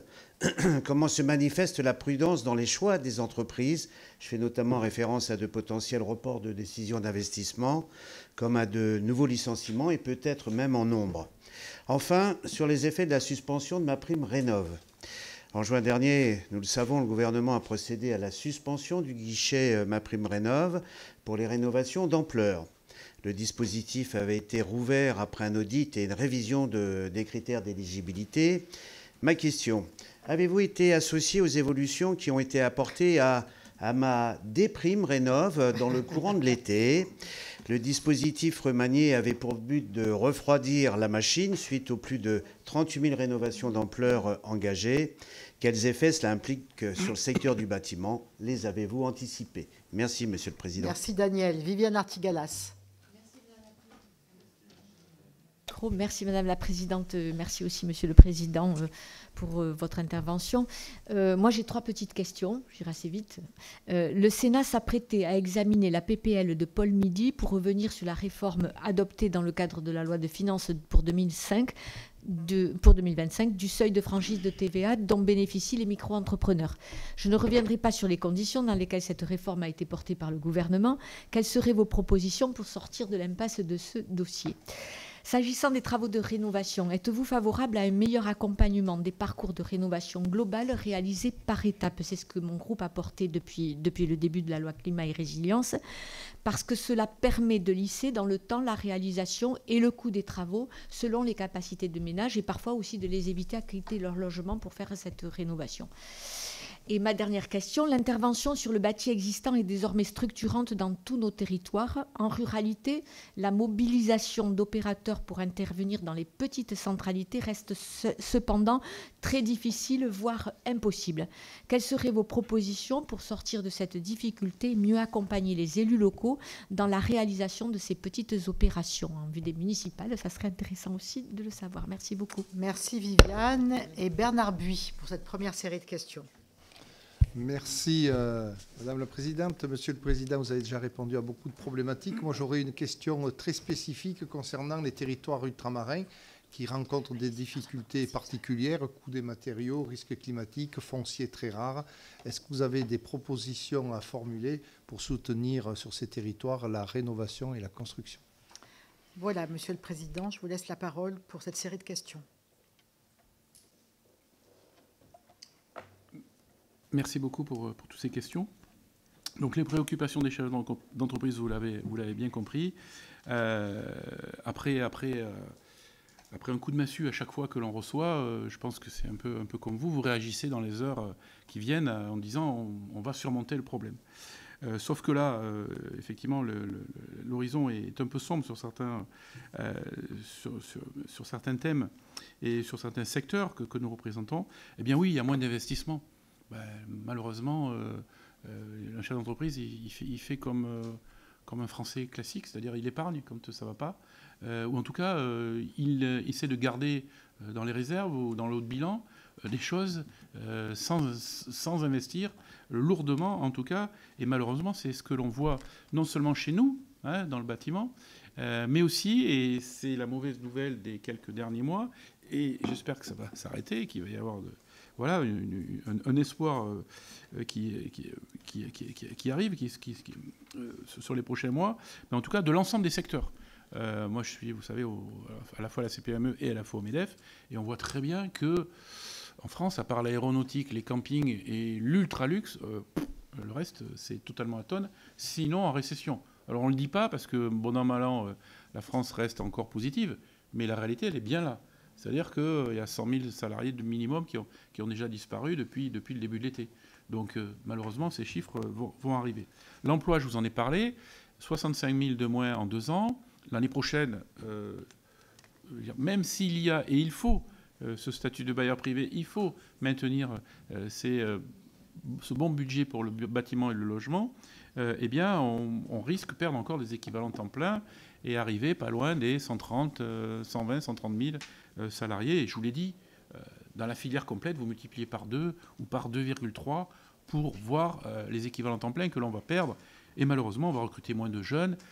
Et on va laisser partir à la retraite des personnes sans les remplacer. Et ça, c'est dramatique. Parce que le jour où ça va se redresser, et ça va se redresser parce qu'il y a des besoins, on serait vraiment la tête dans le sac si on se disait il n'y a pas de besoin, mais il y a des besoins. Il y a des besoins de construire. On a vu avec les chiffres du SDES. Et puis de rénover. Voilà. Donc, l'espoir, il est là. C'est pour ça que je suis dans l'optimisme réactif, en réalité et actif surtout. Sur ma prime rénov', vous l'avez dit, moi je déplore depuis quelques années la non-communication réelle de l'ANA avec les professionnels. On avait demandé avec les ministres successifs, mais bon, quand il y en a un qui part, il emmène aussi son équipe, donc il ne reste plus personne. Donc les promesses qui ont été faites 3 semaines avant, ou je crois que c'est 8 mois, voilà, la période d'un ministre, c'était à peu près ça sur les dernières années. Eh bien, on oublie tout. Donc, oui, les points réguliers que l'on devait avoir avec l'ANA, parce que nous, on est les femmes et les hommes de terrain, on sait ce qui se passe sur le terrain. On sait ce qui se passe, ce qui est fait, les bonnes mesures, les modifications, et surtout les voyous qui traînent dans nos ruralités, dans nos villes, etc. On les sait, c'est toujours les mêmes. On les voit, les camions, machin, qui n'ont pas de plaque d'immatriculation. Enfin, bon, voilà, on connaît tout ça. Voilà. Et ceux qui essaient d'arnaquer, parce que nos clients, ils appellent les vrais artisans en leur disant « J'ai été démarché à la foire de ceci, j'ai été démarché par téléphone, par un tel, qu'est-ce que vous en pensez ?» Et c'est souvent les mêmes noms qui reviennent dans un territoire. Donc là-dessus, si on nous interrogeait à nous, les problèmes des fraudes, moi c'est ce que j'ai dit, même Valérie Létard le savait, mais bon, voilà, je ne vais pas en faire plus sur l'ANA, vous avez dit tout ça. On ne nous a pas contactés. Qu'est-ce qu'on a fait? Rappelez-vous, c'était le 12 juin, je crois, cette année. On a brandi le carton rouge en congrès à Blois. Les centaines d'entreprises, on était 1200 sur 2 jours, les adhérents de la FFB, ont brandi un carton rouge en disant « Si jamais vous arrêtez les gestes simples, on va descendre dans la rue. » Ça fait 15 ans qu'on ne l'a pas fait, mais là, c'était trop. À la fois avec cette crise du logement et cette crise de la rénovation énergétique, avec les gestes simples, c'est-à-dire pouvoir faire rénover une chose après l'autre son logement, eh bien ça, tout ça, c'était terminé pendant tout l'été. Et on sait ce que ça veut dire quand c'est terminé pendant tout l'été et que la date éventuelle serait septembre-octobre de la reprise. On voit très bien ce qui se passe aujourd'hui avec les rénovations globales.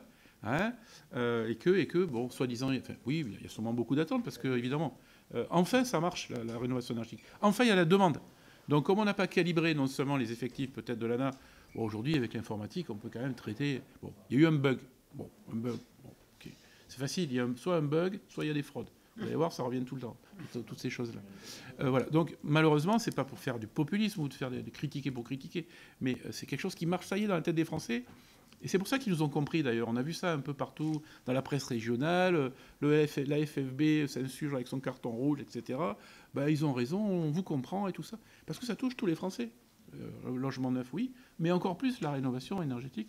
Pour ceux qui ont un logement, ils disent, tiens, je suis sûr d'ailleurs que là, tout de suite, là, dans vos esprits, vous dites, tiens, je changerais bien mes fenêtres, je changerais bien mon système de chauffage. Parce que c'est ça la vie. C'est la vie, c'est se loger dans un toit, le plus abordable possible et surtout le plus confortable. Donc voilà, non, on n'a pas été associé à rien du tout. Avec Madame Létard, oui, elle nous disait, il y a ça qui se prépare, allez-y, foncez. Appelez le Premier ministre, appelez Moi, j'ai passé des engueulés, je vous le dis, à l'ancien directeur de cabinet le directeur de cabinet de François Bayrou. Voilà, il faut le dire, mais vous faites n'importe quoi. Ne faites pas les mêmes erreurs que ce qui a été fait dernièrement. Et c'est dommage, parce que vous avez fait des bonnes choses. Pourquoi vous effacez tout ça en quelques coups de crayon? Dites-le qu'il n'y a plus d'argent, que le budget ne le permet plus. Et ça, nous, on va le comprendre, les Français vont le comprendre, et que la rénovation énergétique, c'est fini, on se met autour de la table et on voit ce qu'on peut faire. Non. Là, on enlève ça, on détricote ceci. On nous prend, en fait, pour des adolescents, quoi, je crois, pour des enfants. Enfin, les Français en entier. Voilà. Donc, on y est. Madame, sur la TVA des micro-entreprises, nous, on est tranquille dans nos baskets. Depuis 2009, on a toujours lutté contre le système de micro-entreprises qui s'étend ad vitam. Voilà. Pour nous, ça a toujours... Même si au début, pour nous, c'est un marchepied vers les vrais artisans. Parce que quand j'entends, mais certains d'entre vous, quand je dis vous, certains parlementaires qui pas comme vous, s'intéressent pas à tout ça, et qui se disent, ben non, mais nous, les artisans, quand même, vous luttez contre les... Non, les vrais artisans, ce sont les artisans qui sont installés, qui payent leur fiscalité, qui veulent se développer, qui ont un apprenti, qui finalement, peut-être un jour, parce que justement, oui, ils vont dans la rénovation énergétique, ils vont employer un jeune, et leur jeune, il va l'employer plus 1, plus 2, et puis il va rester avec sa petite entreprise, et donc il va basculer dans la fiscalité classique et l'artisanat classique. Voilà pour nous ce que c'est. Oui, un micro-entrepreneur, nous les accueillons, nous, avec une charte très précise. Bon, au bout de 2-3 ans, s'ils n'ont pas évolué et s'ils sont là pour... malheureusement, vous savez combien on déclare dans le bâtiment, dans le monde général, c'est 1 sur 2, d'ailleurs bâtiment aussi, qui ne déclare rien. Bizarre, on s'installe micro-entrepreneur, on ne déclare rien. Pourquoi faire? À part tricher. Bon. Et ceux qui déclarent, dans le monde général, c'est 19 000 euros, je crois. Et dans notre métier, c'est 24 000 euros. 24 000 euros de chiffre d'affaires. Allez vivre avec 24 000 euros de chiffre d'affaires, sachant que je vous l'ai dit tout à l'heure, 50%, 40%, c'est la main-d'œuvre, etc. Donc franchement, quand c'est une activité principale, c'est pas viable. Donc il y a un problème. C'est pas moi qui le dis d'ailleurs, à chaque année, l'URSSAF dit dans le bâtiment, les fraudes, c'est quoi? Il y en a beaucoup. C'est quoi? C'est les problèmes de sous-traitance. Donc, vous savez qu'on lutte contre la sous-traitance, qu'on va la limiter à 2 niveaux et qu'on n'arrive pas à le passer. Ça fait 3 ans que ça dure. Tout le monde nous dit oui, mais il va falloir peut-être que quelqu'un d'entre vous, peut-être aussi, prenne le lead, parce qu'on n'arrive pas à avoir 70, 80 députés. Ils disent oh, on n'a pas le temps, ouais, mais il y a des choses plus importantes, etc. Ben non, parce que ça, c'est de la triche. Je ne vois pas. Plus la micro-entreprise. Oui, il y a un trou de... D'ailleurs, si le gouvernement a proposé cette loi, c'est parce qu'ils espèrent récupérer au moins 400 millions d'euros, sinon 500 millions d'euros. Je ne sais pas s'ils récupéreront, mais enfin voilà. Nous, on a toujours été très clairs là-dessus. Donc on a milité pour ça. Et cette loi, c'est quasiment nous qui l'avons inspirée. Je ne sais plus à trop qui, mais en tout cas, voilà. Et elle est passée au Sénat, elle est passée aussi derrière à l'Assemblée nationale, encore en 9-3 au milieu de plein de choses. C'était aussi pour lutter contre la concurrence déloyale des pays européens qui, eux, avaient une franchise différente de la nôtre. Pourquoi, à l'époque, ça a dû changer maintenant, mais pourquoi à l'époque, en Espagne, si moi j'allais travailler en Espagne, à 300 km de chez moi, je pouvais travailler en franchise de TVA à 0. Donc ça veut dire que je ne pouvais pas, puisque je payais la TVA à partir de 1 euro, et que les entreprises espagnoles, que j'adore, venaient chez nous, et avait une franchise de TVA jusqu'à 37 500 ou 85 000 dans d'autres secteurs. Bon, question de justice européenne, on commence par là, quoi. Donc, voilà. C'est pour ça que cette loi est passée, et c'est hallucinant. Il y a une loi qui est passée et qui a été annulée. Je ne savais même pas que c'était possible. Comme ça, d'un claquement de doigts, sans repasser par... Enfin, je ne sais pas. Je ne suis pas un spécialiste des institutions, hein, mais en tout cas, elle a été totalement annulée. Alors, je vais vous le dire, pour nous faire plaisir, nous qui avions beaucoup travaillé là-dessus, et en montrant que le bâtiment, le BTP, est un peu différent de certains secteurs, parce que nous, je suis désolé, mais les micro-entrepreneurs, certains ont eu des assurances exotiques. S'ils font une fuite au 10e étage, s'il y a des millions d'euros, je ne sais même pas si c'est couvert. Voilà. Ne passe pas de qualification assez, voilà, parce que c'est des boulots, des petits boulots, etc. On me dit oui, mais ce n'est pas les mêmes volumes.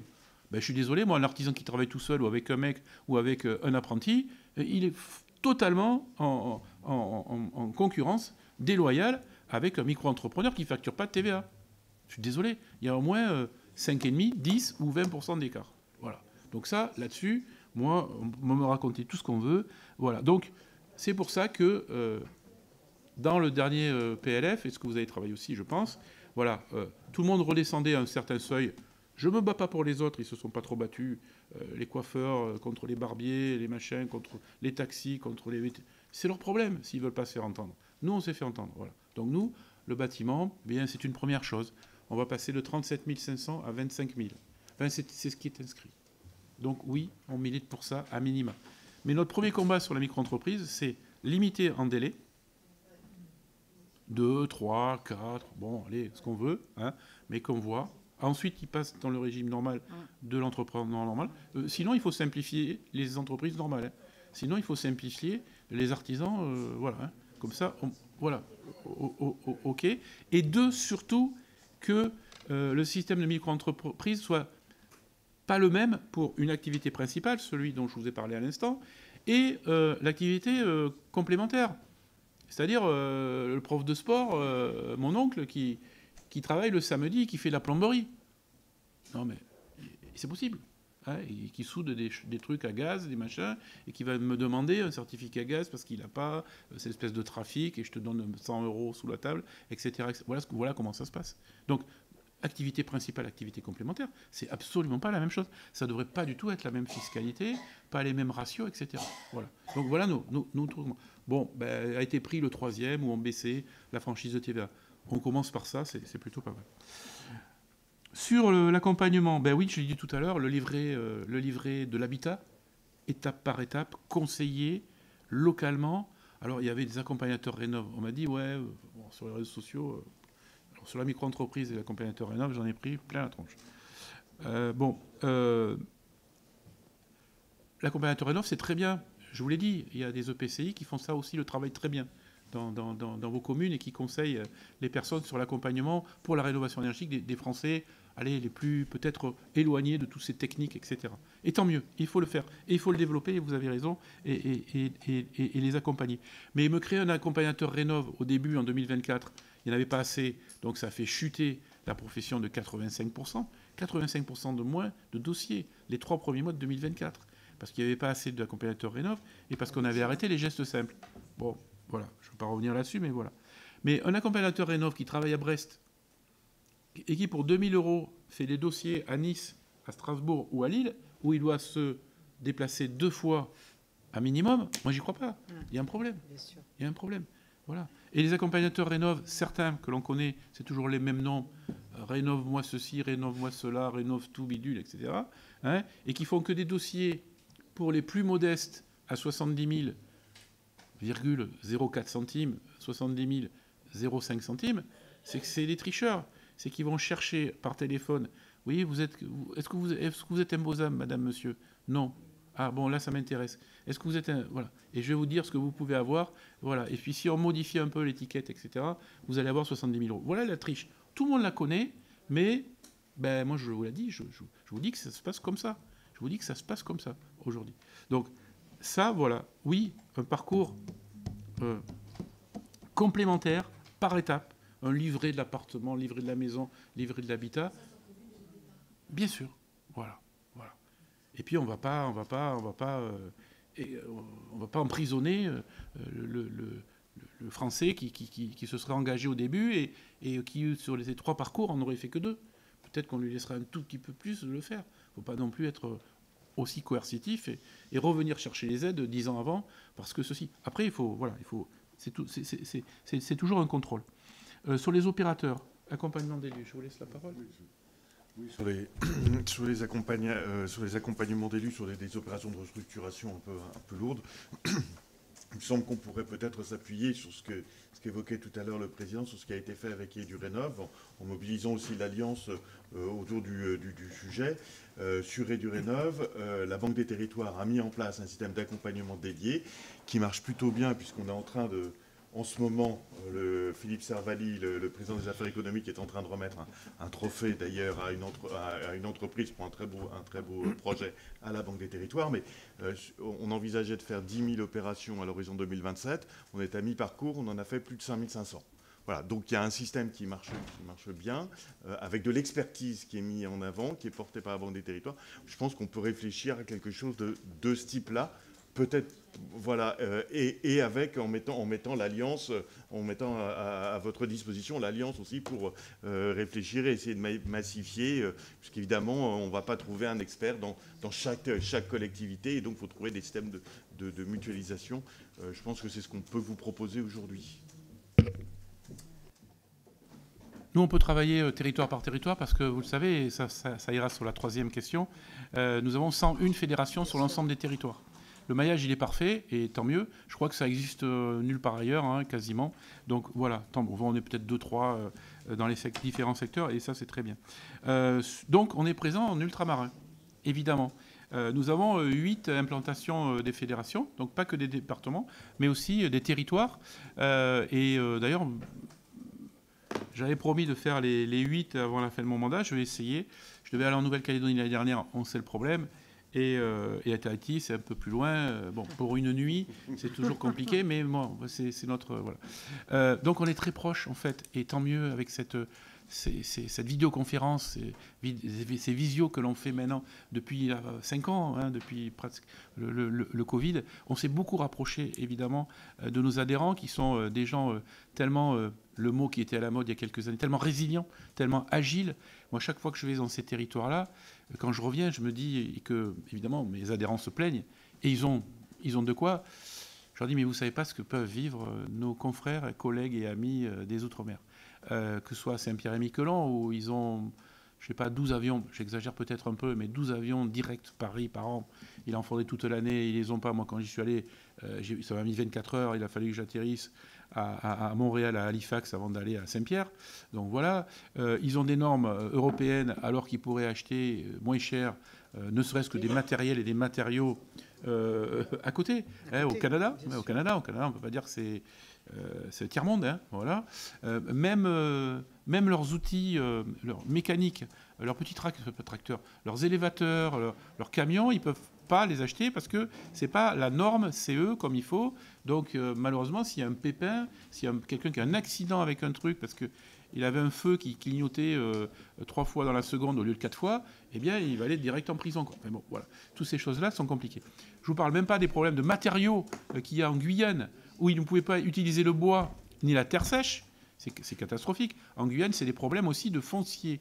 L'État est propriétaire, là vous avez peut-être quelque chose à faire aussi, l'État est propriétaire de quasiment tout le foncier.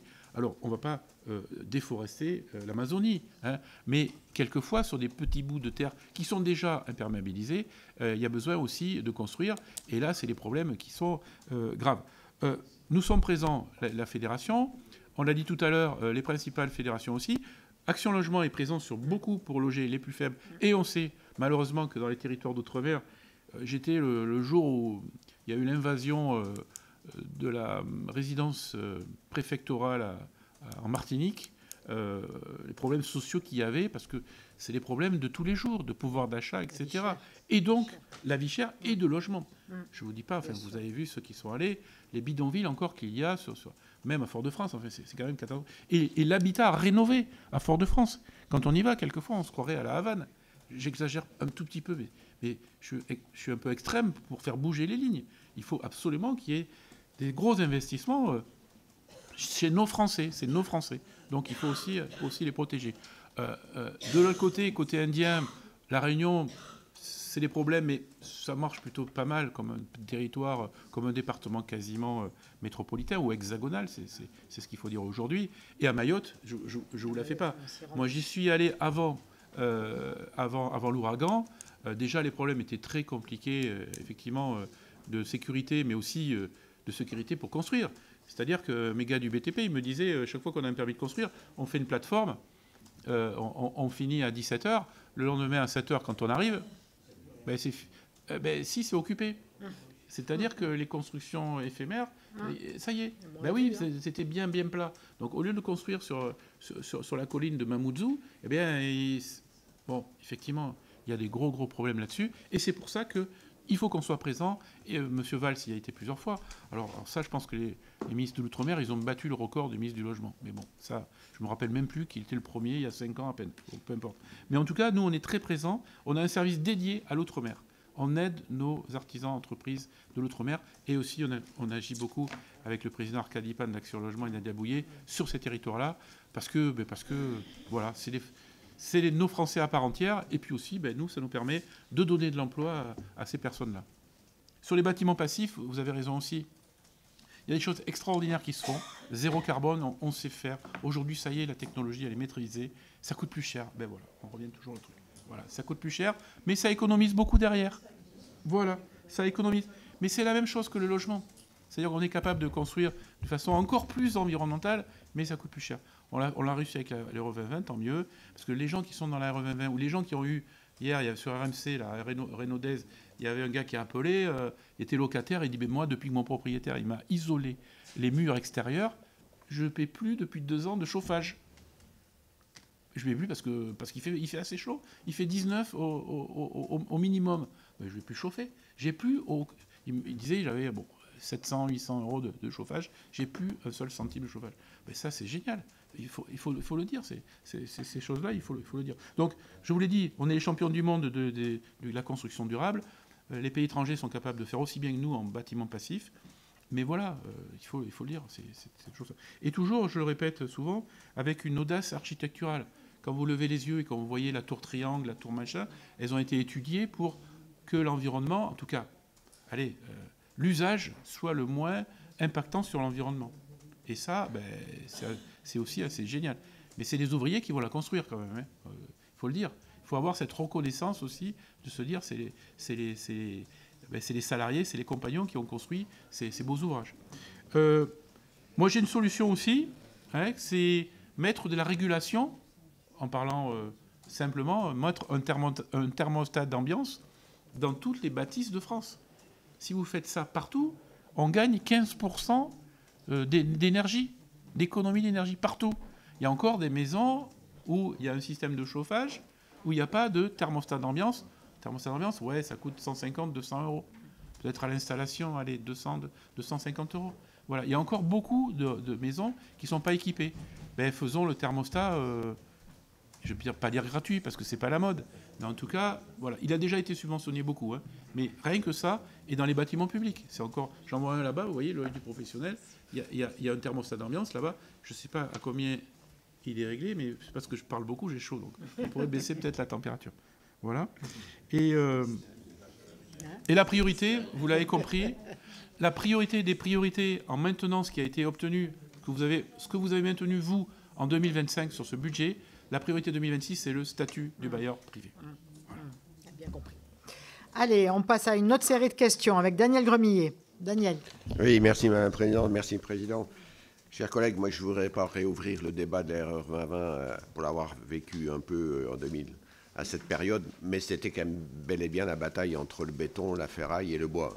Non mais comme aujourd'hui, c'est la bataille sur la REP, sur les mêmes matériaux. Et on assiste quand même à des distorsions de concurrence par rapport à des pays de l'Union européenne qui posent problème. Je voulais vous dire, je partage complètement ce que vous avez dit sur les chaudières bois. C'est incroyable et je vois mal comment la réaction des territoires, des populations qui habitent en milieu rural, leur expliquer que demain, ils ne pourront plus chauffer au bois. Je trouve que c'est une agression terrible Je me permets d'insister sur ce que vous avez dit. Je me le partage, mais je trouve que ça pourrait avoir des conséquences sociales qu'on n'imagine pas. Je voulais revenir sur la rénovation. Vous avez expliqué que 55% de l'activité des entreprises dans le bâtiment, c'est essentiellement de la rénovation et de l'entretien. On voit bien aujourd'hui dans certains territoires qui perdent la population, et j'étais ce week-end à une inauguration, et il y a des SCOT aujourd'hui qui s'orientent vers 5-10 ans en considérant, compte tenu du nombre de logements vacants en milieu urbain, et y compris dans les villages, de dire c'est la fin de la construction neuve, mais on va aller vers de la déconstruction, j'ai bien dit pas démolition, déconstruction, reconstruction et rénovation au niveau des logements, que ce soit en milieu rural comme en milieu urbain. Comment vous positionnez-vous effectivement sur ce sujet-là, qui est d'enjeu, et à quel niveau de prix pourrions-nous être en capacité effectivement de réussir ce fabuleux pari?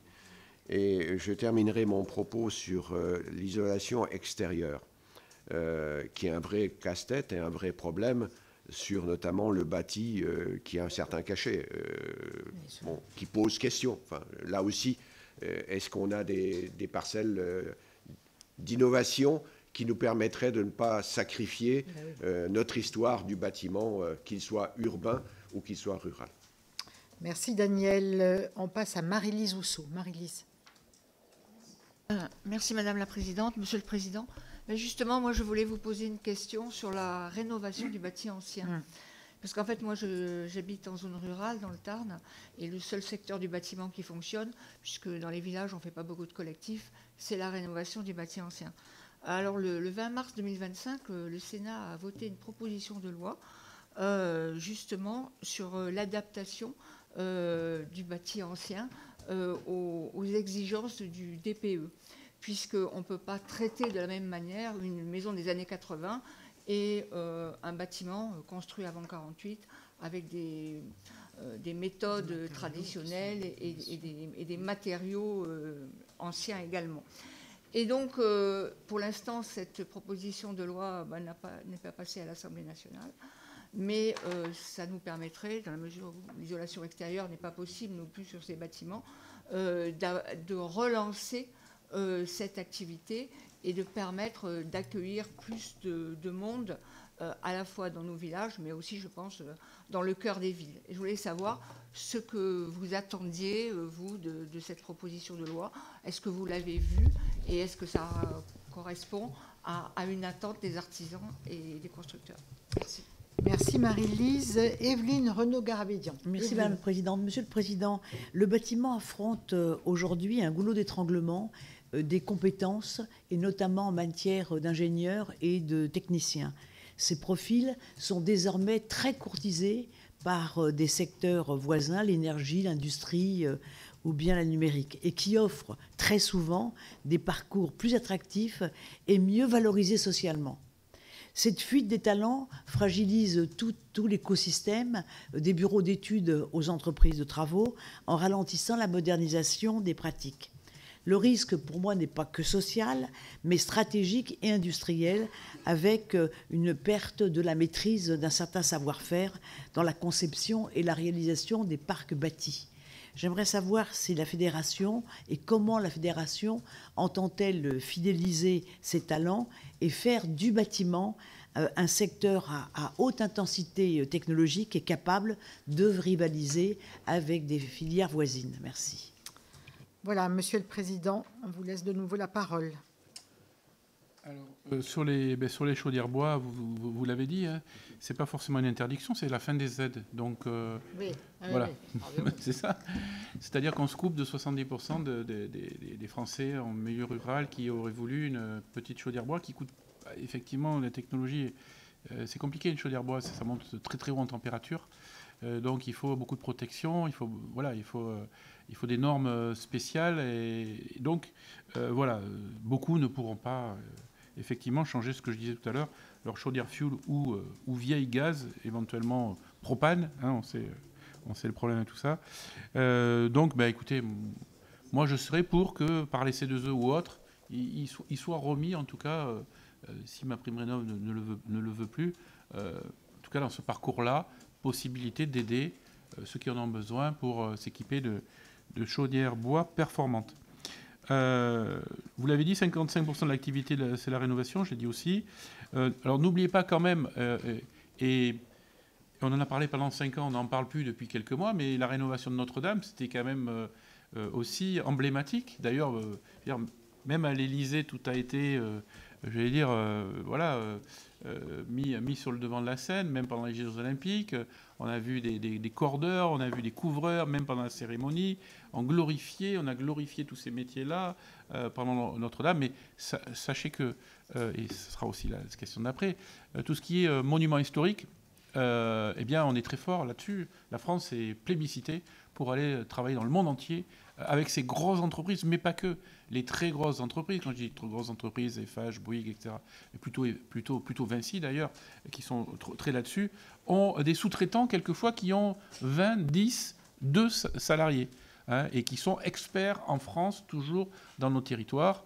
Moi, j'en ai un à côté de chez moi qui s'appelle la Socra et qui avait, vous savez, démonté les fameux apôtres 3 jours avant que Notre-Dame brûle et les a rénovés. Donc partout, dans toute la France, il y a des entreprises qui sont spécialisées dans les monuments historiques, partout. Et d'ailleurs qui ont participé. Bravo en tout cas sur l'opération Notre-Dame. 140 entreprises de toute taille qui ont participé. Et ça n'a pas été donné d'une façon globale.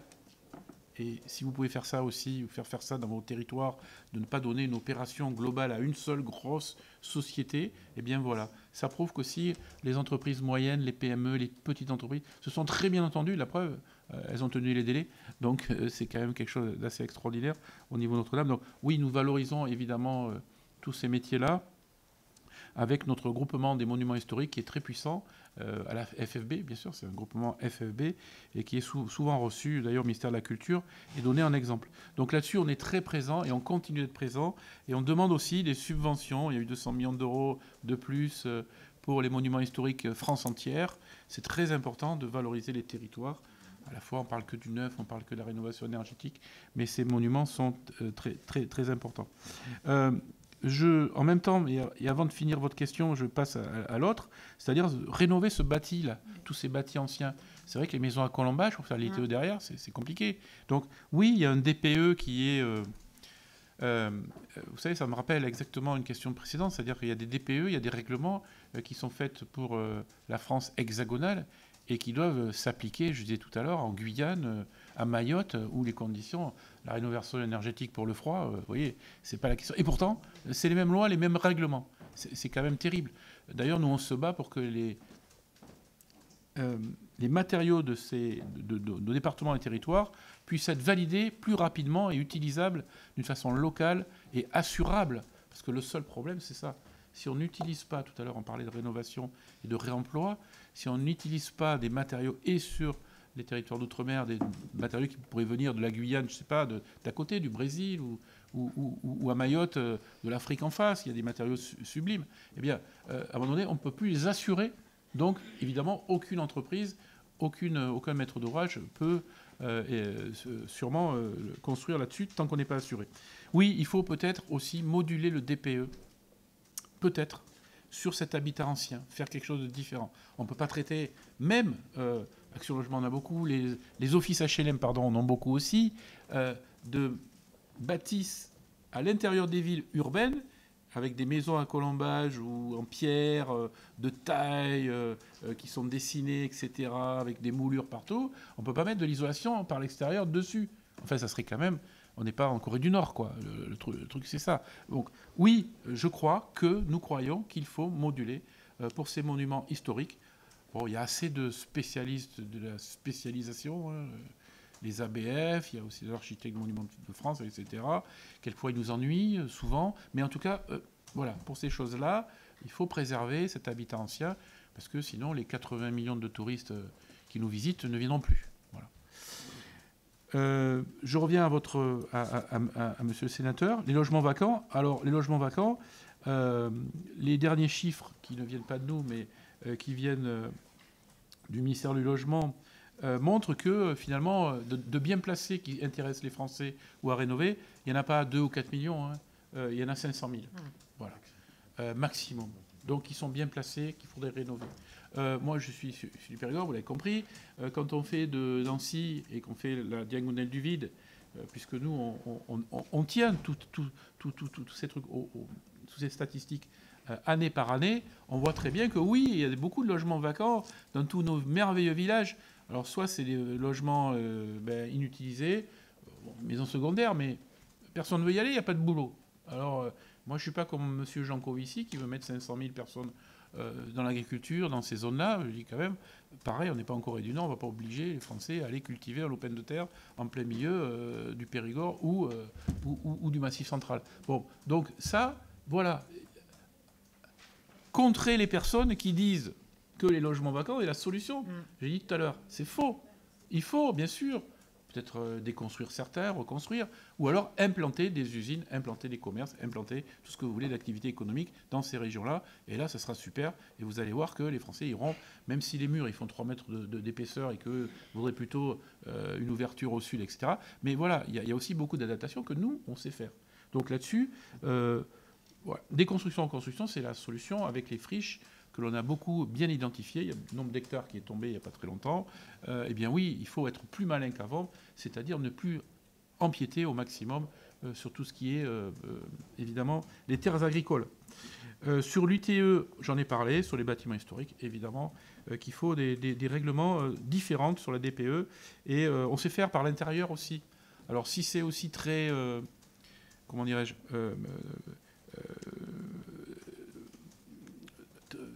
très spécifique à l'intérieur aussi, une maison à colombage, voilà. Est-ce qu'on va mettre un isolant intérieur aussi?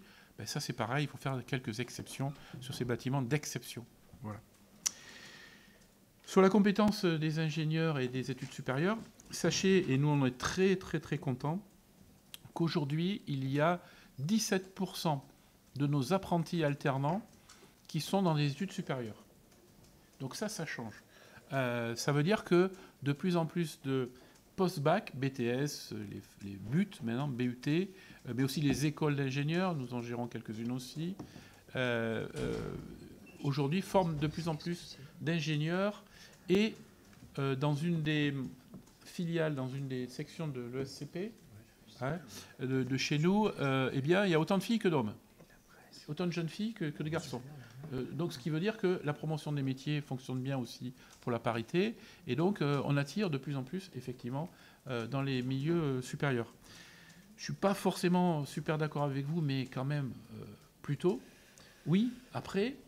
Alors, nous, la tendance, c'est que ces ingénieurs de haut niveau, eh bien, ils vont dans les grosses entreprises. Ils vont dans nos majors. Alors, nous, c'est très bien.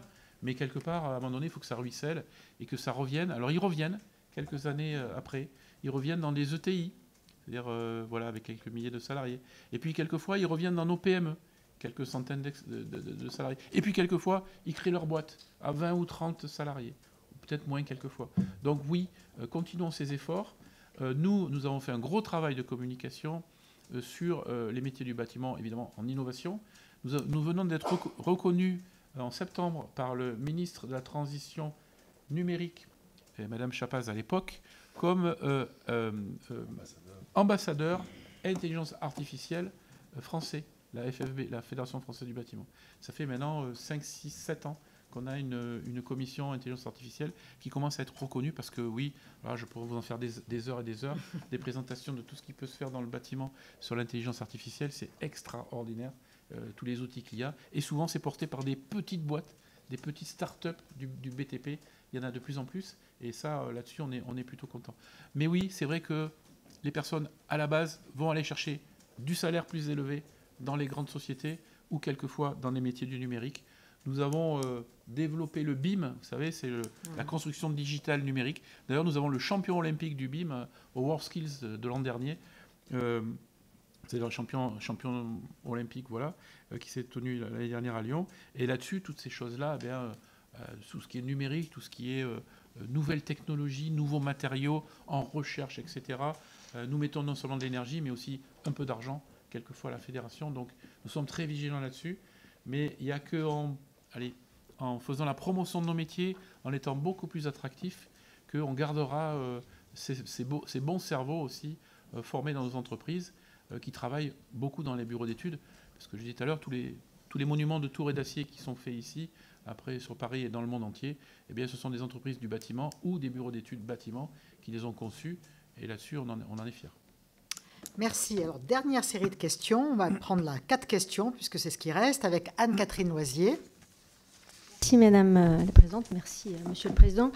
Juste pour revenir sur la RE20, je pense qu'il y a effectivement un sujet, puisqu'en fait les exigences de la RE20 arrivent par paliers successifs et que le débat aujourd'hui, il est sur effectivement les paliers 2028-2031. Mais la RE2020 est aussi vecteur d'innovation, ce que vous venez d'évoquer. Et la RE 2020 plaide pour une mixité des matériaux. Je voudrais qu'on soit très clair par rapport à ce que vous avez dit, puisque aujourd'hui, enfin jusqu'à présent, il n'y avait pas de mixité des matériaux et que la RE 2020 plaide pour qu'il y ait entre 20 et 50% de matériaux biosourcés, donc pas que le bois. Donc quand on pense au volet, au parquet, on se dit qu'il est possible de mettre 20% quand même de bois ou de matériaux biosourcés dans une construction, d'autant que la plupart de nos voisins, allemands, autrichiens, canadiens, enfin ils sont moins voisins les Canadiens, mais ont des cultures bois et mettent beaucoup de bois dans les bâtiments depuis un certain nombre d'années. Je n'ai pas le sentiment que ça ait détérioré ou porté des conséquences négatives pour l'accès à la propriété. Donc je pense qu'il faudra qu'on reparle effectivement des enjeux par rapport aux paliers qui doivent être accessibles pour l'ensemble de nos entreprises. Il n'y a pas de RE 2020 dans la rénovation, pourtant les coûts de rénovation sont aussi élevés. Donc est-ce que vous avez des éléments par rapport à cela ? Un petit mot rapide sur la REP PMBC. Effectivement, on est les seuls au monde à avoir une REP aussi élargie, et s'adressant à tous les matériaux de la construction. Donc je pense qu'on a un travail collégial à faire, on a commencé à l'évoquer. Mais moi je voudrais savoir comment vous envisagez éventuellement la structuration de déchetterie professionnelle, puisque un des sujets qu'on entend souvent, il vient des collectivités qui disent ça coûte cher. Bon, c'est vrai que normalement les collectivités s'occupent des déchets ménagers, elles ne s'occupent pas des déchets professionnels. Donc comment est-ce qu'on peut faire par rapport à ce sujet pour avancer, pour une meilleure collecte sur l'ensemble du territoire, parce que c'est un objectif important. Nous avons aujourd'hui une mission sur les surcoûts de la construction publique qui est menée dans le cadre de la délégation aux collectivités territoriales et qui fait notamment apparaître que en cause, on trouve parfois des concepteurs de projets qui mettent ceinture et bretelles. Et donc, on a une proposition, et d'ailleurs un de nos collègues qui a fait une proposition de loi pour rendre plus systématique le recours aux économistes de la construction. Qu'en pensez-vous ? Voilà. Et puis enfin, est-ce que vous avez des éléments chiffrés sur la baisse des installations qui sont liées à la diminution des aides MaPrimeRénov' sur les chauffages bois ? Merci. Merci. Martine Berthet. Merci Madame la Présidente. Monsieur le Président, je vous remercie également. Quand nous arrivons au bout, beaucoup de questions ont été posées, et notamment je voulais vous questionner sur la REP, qui est un sujet important, je pense, pour nous tous par rapport aux élus. Dans mon département de la Savoie, avec un secteur du bâtiment qui est assez fort et des zones très restreintes pour pouvoir entreposer les déchets, entre guillemets, du bâtiment, ça pose un réel problème pour les élus. Puisque j'ai la parole, il y a deux questions que je souhaitais vous poser. Alors, je voudrais tout d'abord parler du sujet de la rénovation des lits touristiques, qui est un très gros enjeu également pour la montagne, avec un texte pour les JOP 2030 qui prévoit une expérimentation. Mais malgré tout, cette expérimentation restera forcément limitée. Avez-vous des propositions à faire pour ces rénovations, accélérer les rénovations au niveau des lits touristiques en montagne? C'était ma première question. Ensuite, nous avons voté un texte pour lequel j'étais rapporteure sur la transformation des bureaux et autres bâtiments en logements au mois de juin dernier. Est-ce que vous voyez déjà des effets positifs de ce texte sur ces rénovations et sur vos entreprises du bâtiment? Merci. Alors, on passe à Henri Cabanel. Henri. Merci Madame la Présidente. Merci Monsieur le Président. Merci d'avoir rappelé que quand l'État investit 1 euro, ça rapporte 20. Vous avez montré le croquis, il est bon de le rappeler, et il est difficile pour nous de comprendre que Bercy ait du mal à corréler les dépenses avec les recettes. Vous me direz qu'au moment où on vit, on n'est pas à une incohérence près. Parce que bon, voilà. Merci d'avoir rappelé que, certes, si la RE 2020 coûte cher en termes de construction, à terme, donc, elle est économe, et notamment pour les locataires. Et là, je pense que peut-être il y a un manque de communication positive sur cela à mettre en place. Et j'aimerais savoir ce que vous en pensez. Ensuite, j'aimerais revenir sur les fraudes, notamment à la prime Rénov', même si je partage avec vous que pour remplir maintenant un dossier de la prime Rénov', c'est un vrai casse-tête, et que si l'État, à un moment donné, a pris cette responsabilité d'arrêter la prime Rénov', il y avait quand même cette problématique de fraude qui ont des montants quand même relativement importants. Vous avez parlé de 200 à 400 millions d'euros, ce qui n'est pas neutre. Et j'ai du mal à comprendre qu'encore il y ait des entreprises frauduleuses qui fournissent des papiers illicites avec donc des papiers avec des labels RGE alors qu'ils n'en ont pas, sachant que bon, aujourd'hui avec l'intelligence artificielle, il me semble qu'on pourrait trouver des outils qui pourraient être une parade à tout ça. Voilà, est-ce que vous avez des solutions qui permettraient justement de permettre donc d'évacuer toutes ces entreprises frauduleuses qui portent quand même atteinte à vos entreprises, à vous que vous défendez? Et dernière question, Daniel Salmon. Merci Madame la Présidente. Monsieur le Président, on partage déjà un certain nombre de vues. Vous avez rappelé le besoin de stabilité, effectivement, on le sait. Les entreprises ont besoin de stabilité, de lisibilité et ne peuvent pas vivre avec du stop and go. Donc ça, c'est un élément simplement de partage de vues. Je ne sais pas si ça a été évoqué, parce que je suis arrivé un petit peu en retard, mais il y a la question du confort d'été qui est vraiment fondamentale, puisque il faut déjà se projeter quand on fait un bâtiment, ce n'est pas pour quelques années, mais c'est pour plusieurs décennies, voire plusieurs siècles, et donc se projeter dans une France à plus 4 degrés. Je voudrais avoir votre regard sur quel regard vous portez sur la réglementation, quelles évolutions seraient, à votre avis, bienvenues. Sinon, beaucoup de choses ont été évoquées, en particulier la REP et aussi les éco-organismes. Là aussi, c'est pour Madame la Présidente. Je pense que on note tous énormément de dysfonctionnement sur ces éco-organismes et peut-être qu'il faudrait faire une mission sur ce sujet-là. Voilà, ce sera tout pour ma part. Simplement, je partage également la nécessité de remettre de la fierté dans les métiers du bâtiment parce que, effectivement, quand on construit, c'est un acte qui peut être très valorisant. Voilà, Monsieur le Président, on vous laisse la parole pour répondre à cette dernière question. Merci beaucoup pour toutes ces questions.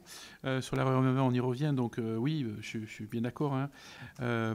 Beaucoup plus de mixité. La RE 2020 en compte aujourd'hui. Mais je vous ai expliqué une des raisons pour lesquelles il y en a beaucoup plus. C'est qu'au début, ce n'était pas utilisable. Et ça, on pourrait refaire venir Madame Vargon, si vous voulez, ou tous ceux qui étaient au cabinet, dont on a oublié les noms. Peut-être pas Loïc, mais il connaît très bien. Voilà, donc c'est pour ça qu'aujourd'hui, c'est beaucoup plus utilisable, parce qu'on a mis en phase certains secteurs, dont le bois, vous l'avez dit, l'acier, les matériaux, les autres matériaux, le béton.